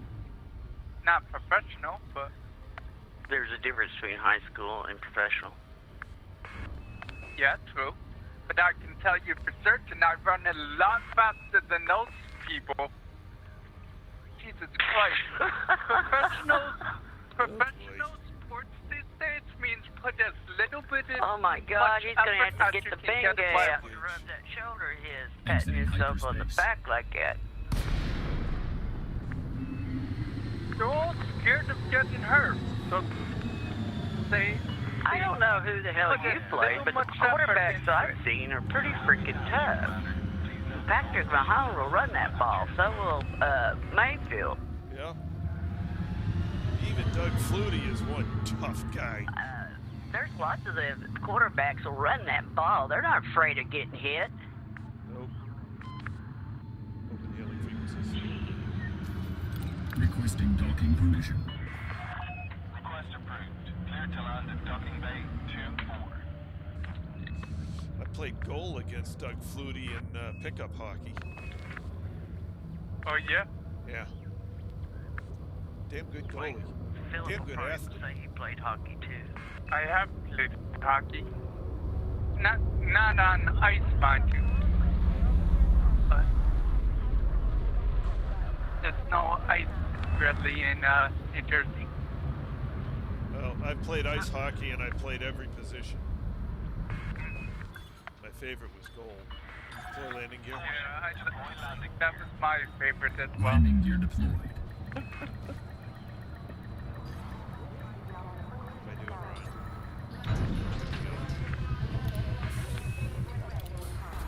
High school, I played floor hockey. Docking successful. Yep. Flight crew dispatched. Also played Station goal. services are at your disposal. 4 years, 0 goals against.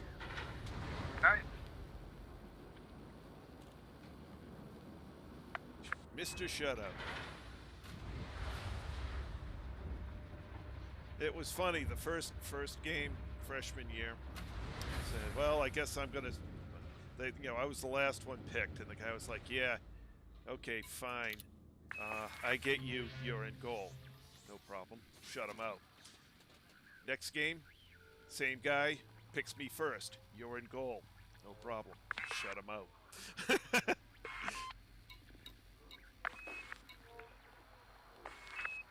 Whatever team got me won because I didn't let anything in for 4 years. Yep. And that's no lie.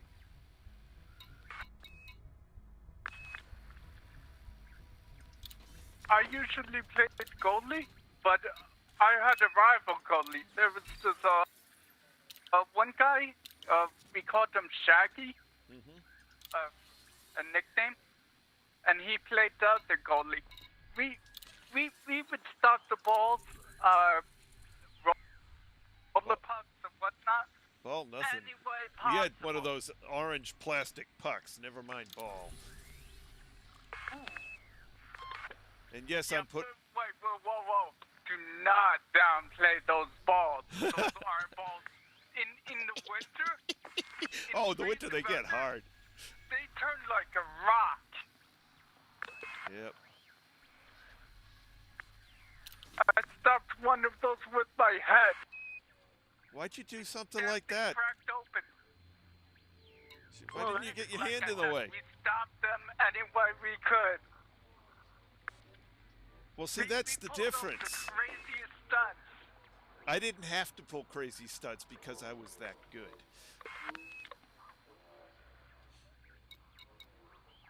Oh, well. Those were the days. Yep. I stopped playing goal in ice hockey when I separated my second shoulder.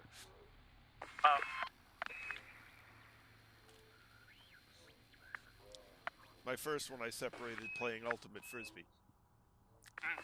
Well, technically ultimate disc. We're not allowed to use the word frisbee because it's copyrighted.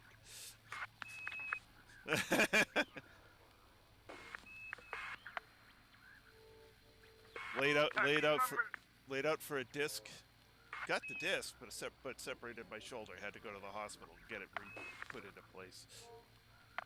You couldn't nudge it back into place. If you do, you run the risk of severing the tendon in the shoulder. Oh, okay.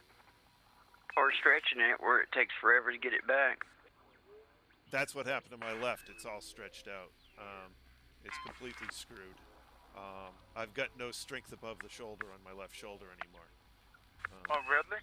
Yep. That arm's pretty much... I can't catch with my catching hand anymore. That's why I stopped playing. Oh, okay.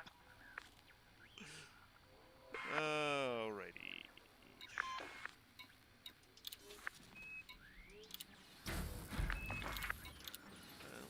as we plan on doing the same thing again tomorrow night, let's get a few more limpets.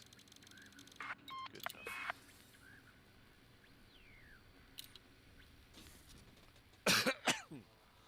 But yeah, I did high school. You know, in gym we had a whole bunch of stuff we played. One of which was floor hockey. But I also was a whitewater kayaker and a whitewater kayak instructor. You didn't have that in your high school, though. No, right? that was in the Boston chapter of the Appalachian Mountain Club. Oh, okay. I was a Class 4 kayaker and I was an instructor on the Class 2 and 3 instruction trips. Oh, cool. Funny thing is, I had my physics teacher as a student. No, really? Yep. That's awesome. Yeah, I had him on both. I don't remember if I had him on the Class 2 trip, but I had him on the Class 3.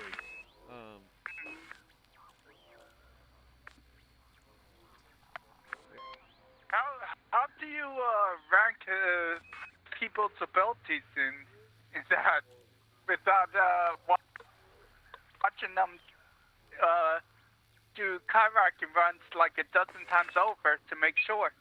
Oh, you can know within a very short period of time. Technique, styles, and steps. Technique, boat control, edge control. Proper execution of the Dufect and the, which is named after Mr. Dufect, who was an Olympic kayaker and invented the move, and the ability to pull off a combat roll. Oh, okay. So the skills necessary: 1, boat control, which means that's the most important, right there.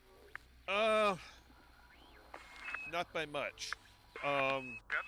Yeah, there's you could end up capsizing if you're not careful.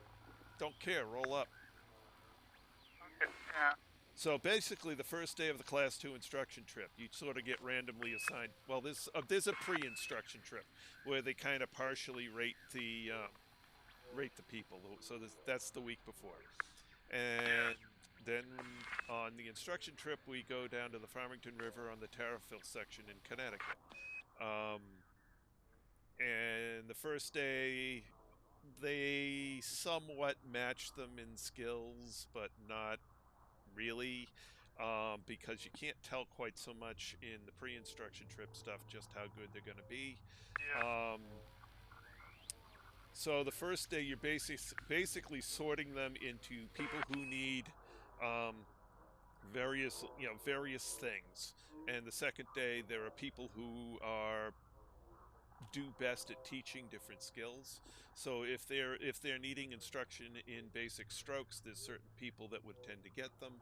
If they're into it in edge control, water reading, different people for different things, and they try and best fit them to the people who are going to give them the best chance of getting the skills necessary to actually graduate to Class 2.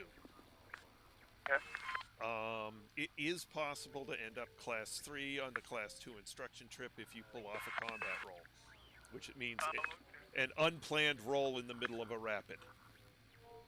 That's not easy. If generally on the groups that I would get on the second day, if they didn't already know how to combat roll, or I'd make sure that they knew at least how to roll up on the flat water up above. But I would tend to get the more advanced people, the ones that had a chance at 3. Oh, okay. And my little pep talk at the beginning of it was basically, guys, you're on the border between Class 2 and 3. It is virtually assured that you guys are going to make Class 2. So today I'm going to push you as hard as you can go. And I'm going to have you play every little piece of the river of anything that can be played, paddled, ferried, surfed, whatever. if you or I shouldn't say if, but when you capsize, I expect you to try to roll at least once before you swim. Yeah. And literally, I would throw them at everything the river had to offer. What happens if they're too good to get it to capsize? Oh, they'll capsize. Because people who are that good, I'll throw into the upper hole. Do you know what a hole is? Yeah. Okay, it's where the water goes over a rock and has a back curler. Well, the upper hole is a semi-keeper. It's very, very hard to get out of right side up. So they have to. They pretty much have to go upside down, which means they're gonna have to roll. And in several years of doing it, I only had one person who managed a combat roll on that trip. I had a couple people come real close. But, my day is spent fishing them out. Yeah. Go attack that, I'll fish you out if you have to swim. If you have to let go of something, keep your paddle. Forget about the boat. The boat's easy enough to get back. The paddle, not so much. Yeah.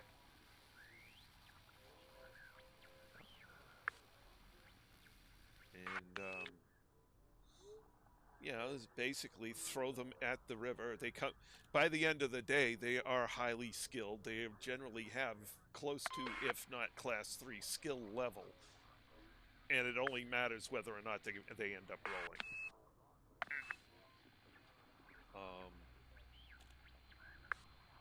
They also usually end up dead tired by the end of that run. Yeah, I imagine so. Most groups do 2 runs on the second day. My group does 1. Because that's how long it takes. Well, yeah, we do one run in the same time it takes them to do 2. Because we play everything. No, that's not even the time, because most of them don't have the boat capsize all that much. Except when I throw them into the hole.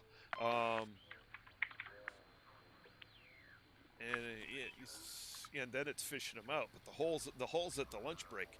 So there's the hole. There's the I forget what the one after the hole is called. And there's the dam and the race course. And by the time you get done, and the whirlpool eddy, and that must be fun. It's we do basically not so much eddy turn practice, but crossing across a current between 2 eddies at the whirlpool eddy. It's kind of partial surfing, but not really, where it's a lot of edge control involved. By the time I get skirt around it, after all. Well, no, it's on one side, and then there's this little piece of land on the other side, and you're basically ferrying across the main current back and forth between the whirlpool eddy and this other eddy. Oh, okay. The whole point of doing it at the whirlpool eddy is I've already had these guys ferrying across, surfing across, all sorts of crazy, currents the whole time, and this is the most difficult current they're going to face on the river. Yep. This is, on the last section of the river, because, after the whirlpool eddy, there's the race course, which has a bunch of surfing waves and one hole that we do not play in. And the reason you have them go over small waterfalls? Running the dam. The dam is a small waterfall. Okay. Which you have to go over with control, or you'll run into either car rock or house rock and broach your boat. Something you do not want to do. Nope. I saw a Grumman took the dam, screwed up, and got turned inside out at Car Rock. It took winches to get it off, and it was the only reason they took it off is so that they wouldn't be littered. littering because the boat, all the seams in the boat had split. So it was basically fire. What firewood at that point? Well, a Grumman is an aluminum canoe. Oh, okay. It was scrap metal at that point. Yeah. I've only seen one canoe get completely destroyed there, and that was that Grumman. Okay. A couple others have broached, and they had to be winched off, but they were, they were all right afterwards. There was one tripper that needed a spine repair, which is, and tripper's a fiberglass boat. Okay. Fiberglass canoe. Yeah, I know what you mean. Kayaks that get on there, you just pull them off and they're fine. Yep. Takes a little yanking, but you can do it. House rock, nothing ever broaches on house rock because they hit car rock first.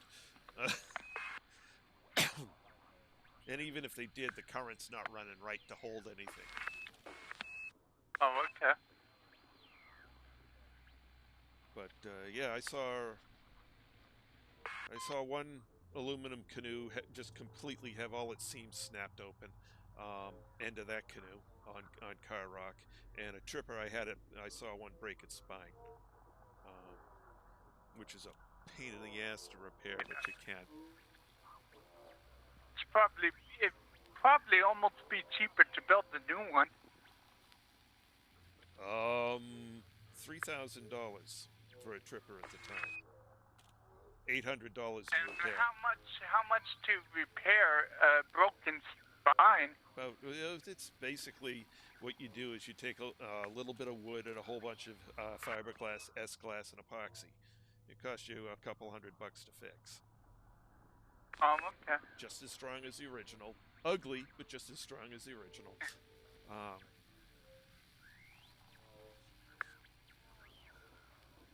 But those are the only two I saw that took serious damage on there. A bunch of others got broached, but they were able to get them off before any serious damage was done. The Grumman was the canoeist's fault. They didn't lean into the rock, they leaned away from the rock, swamped the canoe, and got the full force of the river pressed into the inside of the canoe, and it just popped the whole thing right open. Almost instantaneously. Yeah, the speed they were probably going at too. Nothing to do with speed, it's the speed of the water that's hitting it after it stops. If they had leaned the upstream edge of the canoe up, they would have. The car rock has a big, what's called a pillow on it, and they would have bounced off the pillow and kept going. Oh, okay. Basically, pillow is where the water hits the rock and bounces back off, and gives you a soft cushion and a chance to get the boat around the rock. You just have to make sure you're leaning into the rock and bringing the upstream edge of that canoe or kayak up as high as you can. Yeah. If it gets below, nope, that's it. It's wrapped and you're toast. That's one thing some of the rivers down south don't have. They're so porous that there's no pillow. And so you hit up against the rock, and you better jump the hell out because it's just gonna crush it, and you don't want to be in there when it gets crushed. Oh God, not in the canoe of all things either. Doesn't matter what boat. You don't want to be in a boat that gets crushed. Yep, but in the canoe, your legs are like you're sitting down and through it. Yeah. In a canoe, you're kneeling down, which is fine. You can bounce out quite easily. In a kayak, your legs are fully stretched out in front of you. You're sitting in it. Yeah. There's also on the Gauley River down south something called a terminal surfing wave. Most people. I've heard the term before, but I don't know what that means. Basically, there's a surfing wave, and most people will not run this drop because if you don't make it over the surfing wave and out, you're stuck in the surfing wave, and the surfing wave goes diagonally downriver to a perforated rock where where the perforations in the rock start out about a foot across and come out the other side about 2 inches across. That's the end of that boat. Boat, person, whatever. Yep, yeah. If even a person cannot get over that wave swimming, there's no way to do it. So they'll roll back down to the trough and then get sucked into the rock and get it's known as a soup strainer. Yep, that doesn't have good implications, that's for sure.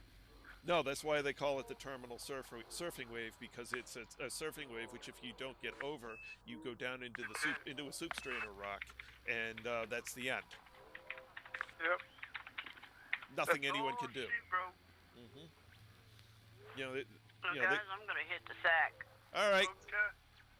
Have I'll a good talk night. to y'all tomorrow night. See you tomorrow night. Yep. Good night. There's also on the Gauley River a drop called the soup strainer. Nobody runs the soup strainer because the entire river goes through a giant soup strainer. Well, obviously, someone has run it before. No, they were at the shore and named it that. They tossed something down there and watched the river shred it and said, nope, the entire river goes through that rock and there's no way through.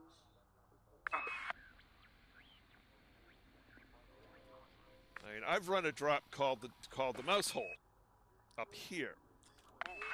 The mouse hole is like a small little crevice you need to fit yourself into. Basically, the entire river goes between 2 bridge abutments with only 3 feet, which only has a 3 foot passage through it. Well, most kayaks are what? 3 feet. 2 feet wide, so No. you should be able to make it. Most kayaks are 2 feet 11 inches. You have 1 inch to spare. You hit it right. Oh, okay. You hit it right, or you get bruised. Luckily, no one's ever got hung up in it. A lot of trips. They either bounce out or make it through, right? Oh no, there's no bouncing out. They may get bridged and bridged between it and break their boat and end up swimming through it with a broken boat. Oh, okay. Or they bounce off the walls a few times on the way through. Oh, okay. The main thing about that drop is you aim for it and you get the nose of your kayak in it and you power as hard as you can and you scrape against the wall a little bit, tuck your paddle. Well, once you're in, you have no room for the paddle. Right. So you end up tucking the paddle right beside you on top of the boat, and you just you bounce off the walls a couple times on the way through. Scary as hell the first time you do it, but after that it's like, okay, I know how to do this. Yep. Then I went through another one. I did the Indian River and Hudson River Gorge, which is the Class 4. You did the Hudson River. Don't do the Hudson River. The Hudson it's River. Liquid depth. Hold. Do you know how long the Hudson River is? It goes all the way to frickin' Canada. Okay. Yeah. The Hudson River Gorge is north of Buffalo. Oh, okay. It's still closer than you would like, but okay, if it's north of Buffalo, it shouldn't be too bad. No, the water's fine.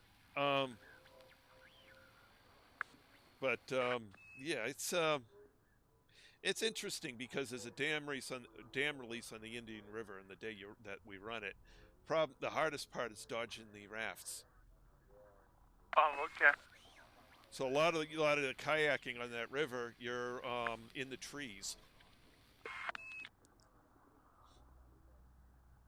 Because they put so much water down that river, it overflows the banks, and you got a heck of a current in amongst the trees. Because the rafts have the middle. That sounds like a fun obstacle course kind of setting. It is. It's also relatively dangerous, which is why that's the part of the Class 4 test. And you don't get, and that trip is by invite only. Oh, okay.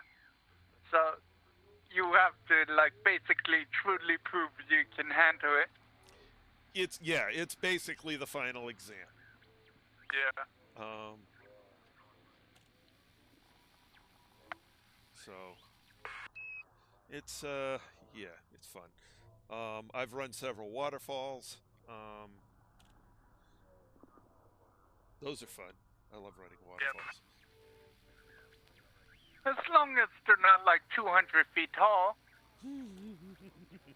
I wouldn't want to run a 200-foot tall waterfall, but that's me. There are a couple of places on Niagara where I'm 80% sure you could get a kayak through it safely. Problem is, I'm 20% unsure. Yeah. And a lot of things happen when you have 200 foot. Well, the hard part, you can't see the entrance to the one place you can get through from the top. So as you're approaching the top in the boat, you can't see where you need to be. Oh, because all the water's going over it. No, because you actually have to be looking straight down to see where the hole is at the bottom. Oh, okay. And by the time you're over the referring to the rocks on the top. Nope. It's on the it's on the horseshoe side. It's approximately 3.5 feet from the shore. Problem is, it looks to only be 4 feet wide. So you have to hit it perfect without seeing it. Otherwise, you should make a transparent canoe so they just look down. You can't. Remember how tall the falls are? I know, they're really tall. Yes, and you can't see it until you're already over the edge. And by then it's too late to adjust. So I was adjust and still be in the canoe, that is. Or the kayak. Doing it in a canoe would be suicide. Yeah. But I mean, there's basically no way to reliably hit it with a kayak, except one person did it in history and survived. I could see where they went because there's one place. I was standing on the shore looking out, and I could see this one place at the bottom of the falls where the water goes down in a perfect sluice. It punches a perfect hole, and that is the only place where you can land and get through. If you can calculate the relative position on the top that you have to go over. Yeah, if you could calculate that position on the top and hit it, the amount of skill to do that is ridiculous. And you have to hit it at the right speed, because if you hit it too fast, you'll go too far out. Go past it, yeah. If you've got to be dropping straight down right into the hole, because at 200 feet that is a bone crushing collision. The whole reason that will break bones. Oh yes, absolutely. The water itself will break bones. Yeah, it's like hitting concrete. But if you hit that one place, and that's why this one place is where you have to hit it, is because the water punches an air hole straight down through. Oh, okay. And so you've got to hit that air pocket to prevent yourself from having your bones broken. And because of the characteristics of what I saw on that air pocket, I know it punches through and comes out further downriver, because the water's because to punch an air pocket like that, the water has to be moving in a channel. Yeah. Which means it goes further out. So if you hit to the right or the left of that, not only are you going to smack and stop, but you will never get out of the hole. You will die. Yeah. It's just, I can see why people who've tried it in various contraptions have died, because it's virtually impossible to hit. Now, virtually and really are two different things because people have survived that over the years. But that's what they're aiming for, is they're aiming for that route through. It doesn't matter if they're doing it in a barrel, in some sort of a spaceship-like contraption, in a, you know, I don't think anyone's tried a canoe. I know one person who wanted to try a canoe, and but I mean the guy was very much a lead. It's probably bordering on being too wide. Who knows? He was the most famous. And I can't. His name is slipping my mind at the moment. But he was the most famous runner of waterfalls and canoes in the world. But he always did it legally by getting legal permissions to do it. Oh, okay. And the people in control. Which is something most people don't even bother going through. That's correct. And he went through all. He went through all proper legal channels, and for Niagara, they said no. So he ran another falls nearby, which was 12 feet higher. Oh, okay. Broke both legs. Paddled out. Hey, he survived. Oh, yeah. Oh, yeah. He died of a ripe old age. He did not die from any of his daredevil stunts. Oh, really? Yep. Rats on him. There was one waterfall that was also taller than Niagara, where he got stuck on the edge because there wasn't enough water going over I it. would like to see someone dare Victoria Falls. Oh God, no!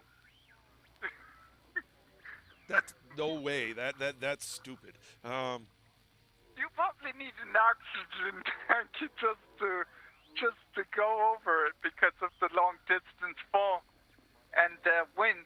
You probably can't breathe through that. He decided that one was unrunnable. Oh, okay. Okay, and if that crazy guy decided it was unrunnable, it's unrunnable. It's unrunnable. Yeah. But when I ran, so the Class 4 instruction trip up along the Hudson up there is one waterfall. Not a very big one, but there is a waterfall, and we surfed below it. It was fun.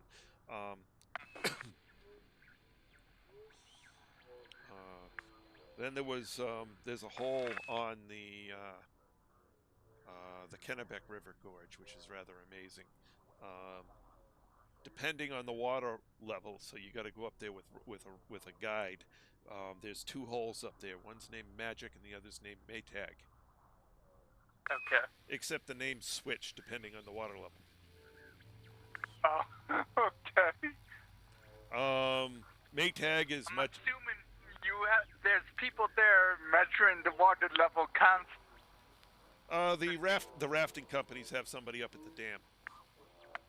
Yeah. So you pay attention to which one they're going through. Oh, okay. It's the last, drop on the raft run through the gorge, and whether it's whichever one's Magic for the day, they drive the raft straight down on it, and it stands the raft up 90 degrees. Oh, okay. Spilling everybody except the guide.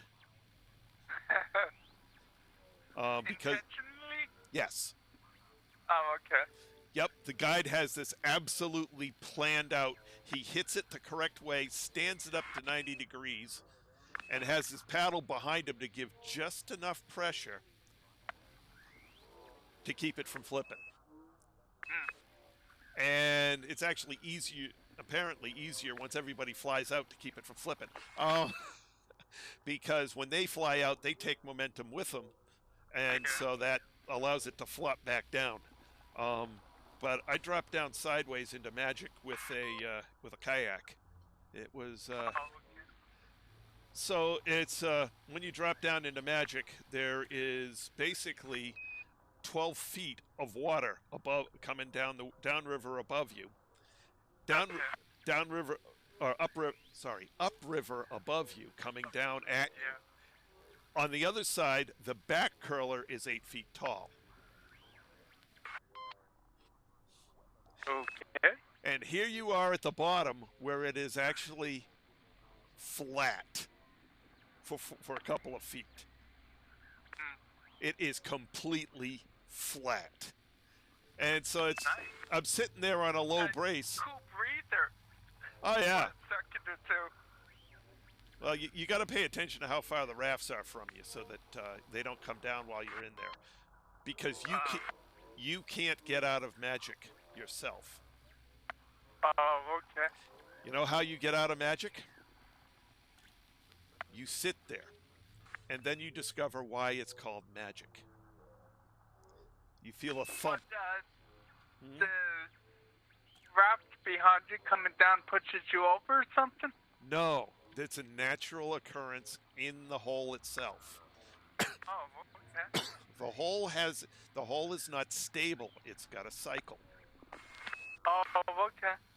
And so what happens is you'll be down there surfing for a little bit, and then you feel a thump on the bottom of your boat, which is the destabilization of the hole where an upwelling comes up from the bottom about 20 feet down.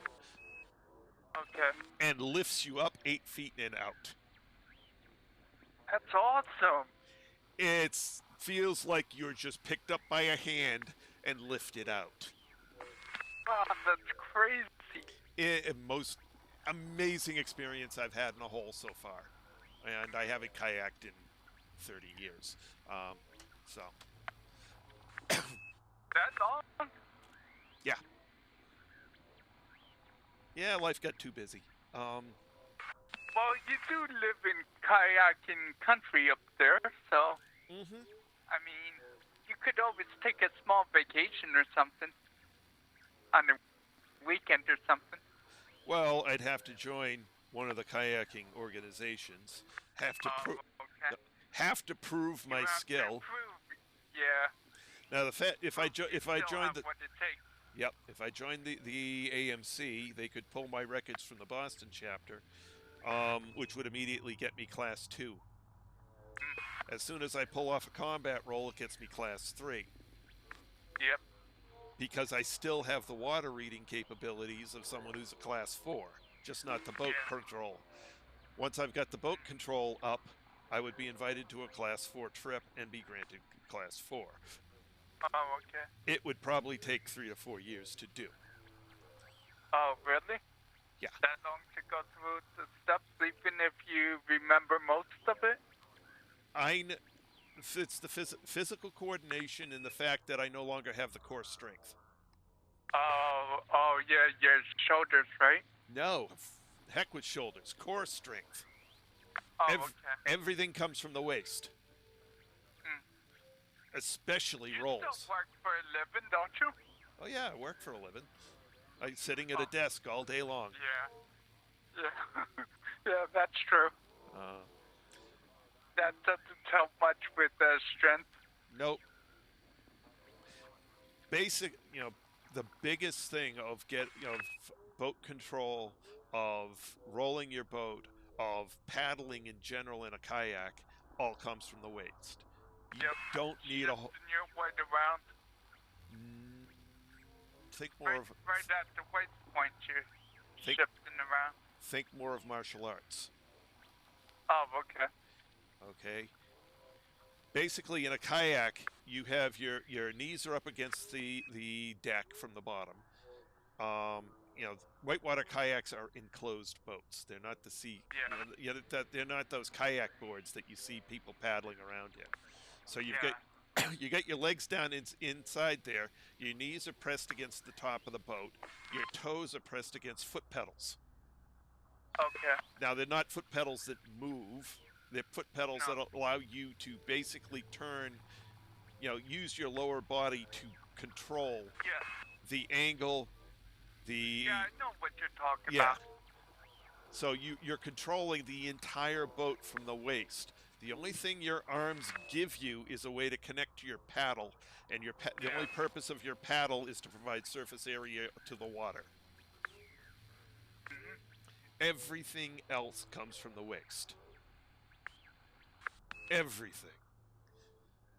When you're talking of doing a paddle stroke, it very much resembles a martial arts punch, where you're driving literally from your toes up through your waist, out through your arm.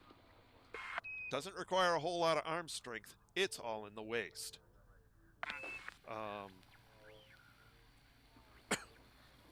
When I was in my prime, on Class 2 rivers, and actually probably on Class 3, I did not require a paddle. Okay. I could sufficiently control the boat with the amount of amount of pressure I could put on the water with my hands. I could also roll with just my hands. Oh, okay. Because my waist strength, my hip strength was that strong. Basically, if say we're standing in a lake, right?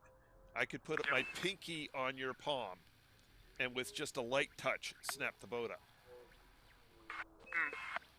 It's all in the waist. All I need is just a tiny bit of surface tension from the water, and I can roll without a paddle. Okay, I'm back. Oh, hello. Oh, hi, Cody. I thought you were gone. Yeah. And I'm sitting here talking about kayaking. No, sorry. At any rate, I kayak all the time. We need to get going anyway. What kind of kayaking? Whitewater? What's that? Whitewater kayaking, ocean kayaking, lake kayaking? Dude, I live in Florida, man. We ain't got no whitewater. Okay. Lakes, rivers, ocean. Right. So you're using sea kayaks rather than whitewater kayaks. Yep. I was a whitewater kayaker. Oh yeah. Mine are much more stable. Whitewater kayaks are definitely not stable. Yeah, that's for sure.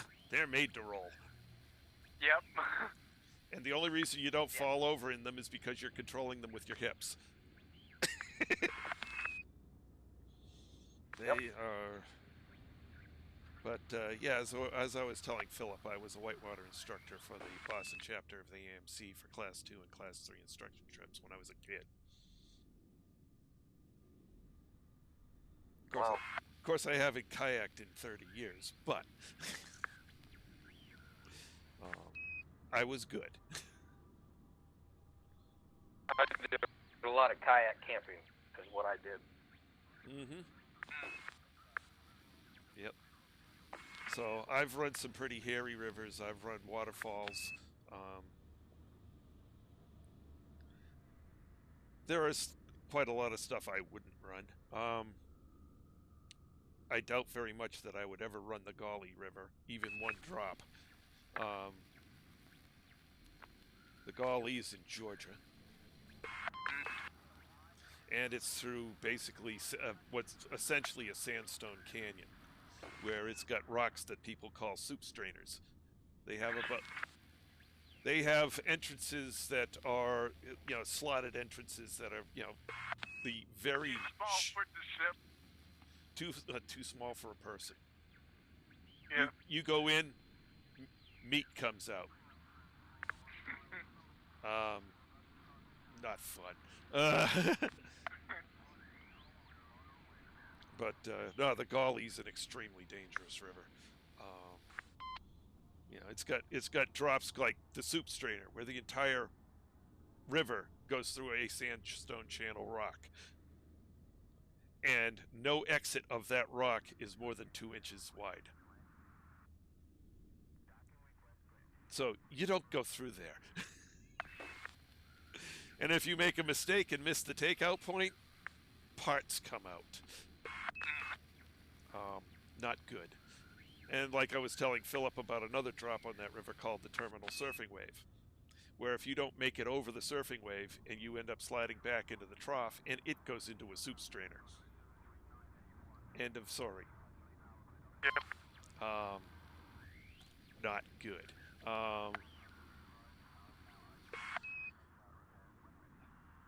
Yeah. There are also killer holes on that. There are, oh God, that river's horrendous. People run it, everything except the soup strainer. And most people won't run the Terminal Surfing Wave. They'll portage around both of those. Okay. Because it's just too damn dangerous. Yep. All you need is a bad day, and well, that will be your last day. Not even a bad day. One bad moment is all it takes. Because there's a minimum speed to get over the terminal surfing wave and get away from what it goes into, and that speed is pretty near the maximum speed of a whitewater boat. Oh, that's not good. There's not a very high percentage of getting through the terminal surfing wave. I wouldn't want to run it. A lot of rafts do the golly, but of course they portage those holes. No, a raft can't make it over the terminal surfing wave. It would shred the raft and everything and everyone in it. Did the Yakagani, which has a lovely hold called the Swimmer's Hole. Which, sounds like a safe hole. Yeah, generally a lot of groups will have lunch there, and people will go up above Swimmer's Hole and jump in and go through Swimmer's Hole. The thing with Swimmer's Hole, if you've got a white kayaking type life vest rather than a horseshoe, is you can body surf it. Oh, cool. And I have. It was a blast. That was a lot of fun, body surfing it.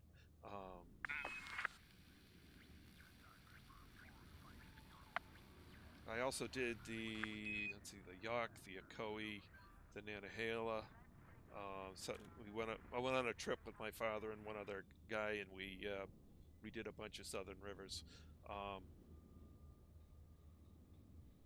The Oooh was a lot of fun. Boy, was that big water. That was big water. It was a lot of fun.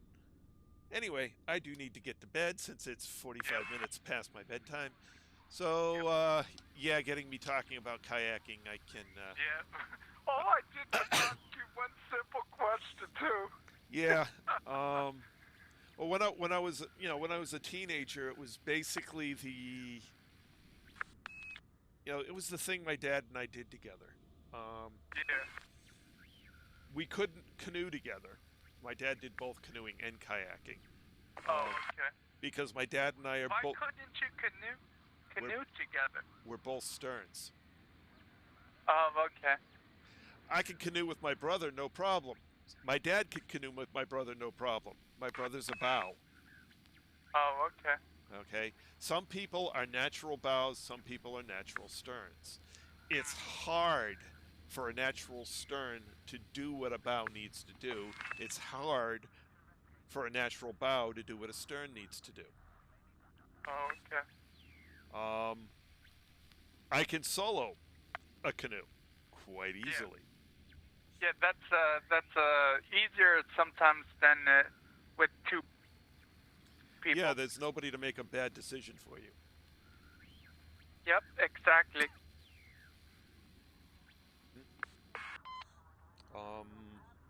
And it doesn't take much power to move a canoe anyway. Depends what's in it. It takes more than a kayak, and you only have one blade of a paddle, not two. Yeah. So I was, I can not only solo a canoe, but on up to Class 2 whitewater, I can solo a canoe standing up, or I used to be able to. Oh, cool. It's actually easier as long as you can maintain balance because you have more reach. Yeah. So you can do much more powerful canoe strokes with a longer paddle, with preferably a big blade. Yeah. Like the Iliad. It's just such an unnatural thing to do. Yeah, you just wear you wear soccer shin guards so you don't whack your shins, and other than that, it's it's just a balance exercise. It's not too bad. Yeah. But on flat water trips, I wouldn't bother with the shin guards, and I could keep up with most people. Well, most people, not really. but I was with a scouting troop, and there was an odd number of people, so I soloed the Grumman standing up. We were on a flatwater trip, so it wasn't bad. And it was only a day trip, so I didn't have any gear. Always come prepared. So I'm a Boy Scout. I'm always prepared. Okay. And you wonder why, you know, in this You had no gear, though. I had everything I needed for a day trip. Okay. By gear, I mean I didn't have a tent. I didn't have a tremendous backpack. I didn't have a week's worth of food. Okay. And I did I did at the Allagash with that troop, which is a wilderness river with a couple of small rapids in it, and a waterfall. The Scoutmaster and I were the only two experienced whitewater kayakers. So up by the top of Allagash Falls, we had all the scouts pull out at the first eddy, the first place you could get out. Okay. And the Scoutmaster and I, who was also a natural bow, ferried them all to the eddy that was 4 feet above the falls. Oh, okay. Don't make a mistake. And Yep. we didn't. You know, I think there were 12 canoes, and we ferried all 12 canoes to the last eddy above the falls. And all the other scouts, pulled the boat out and portaged it around the falls. Okay, yeah.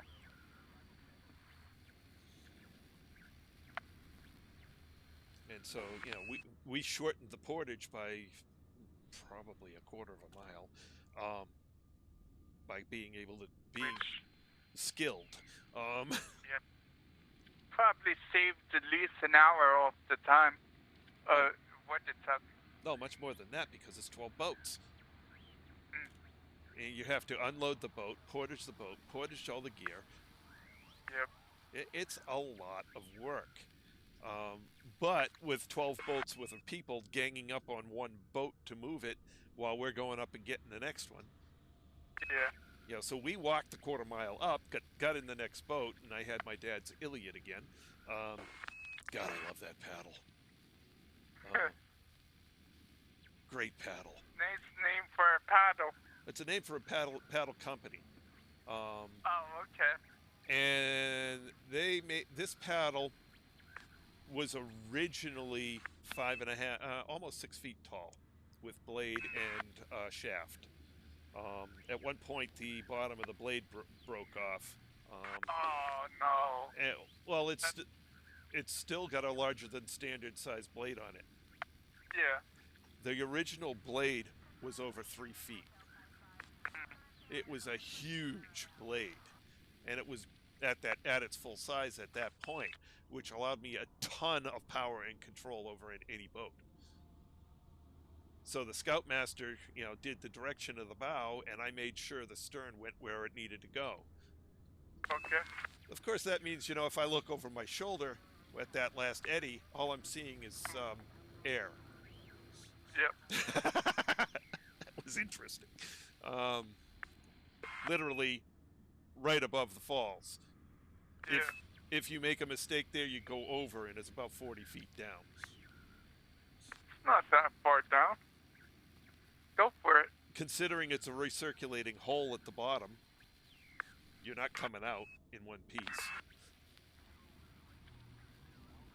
I would have liked to have, there's a sort of a side thing that goes around it, and I would have loved to have taken a kayak around it, because that looked awesome. And back then, I still had the skill to pull that kind of thing off.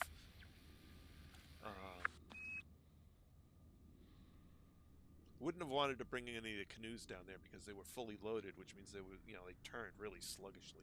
Yeah. Glad I had my dad's paddle. At any rate, it's well past my bedtime at this point.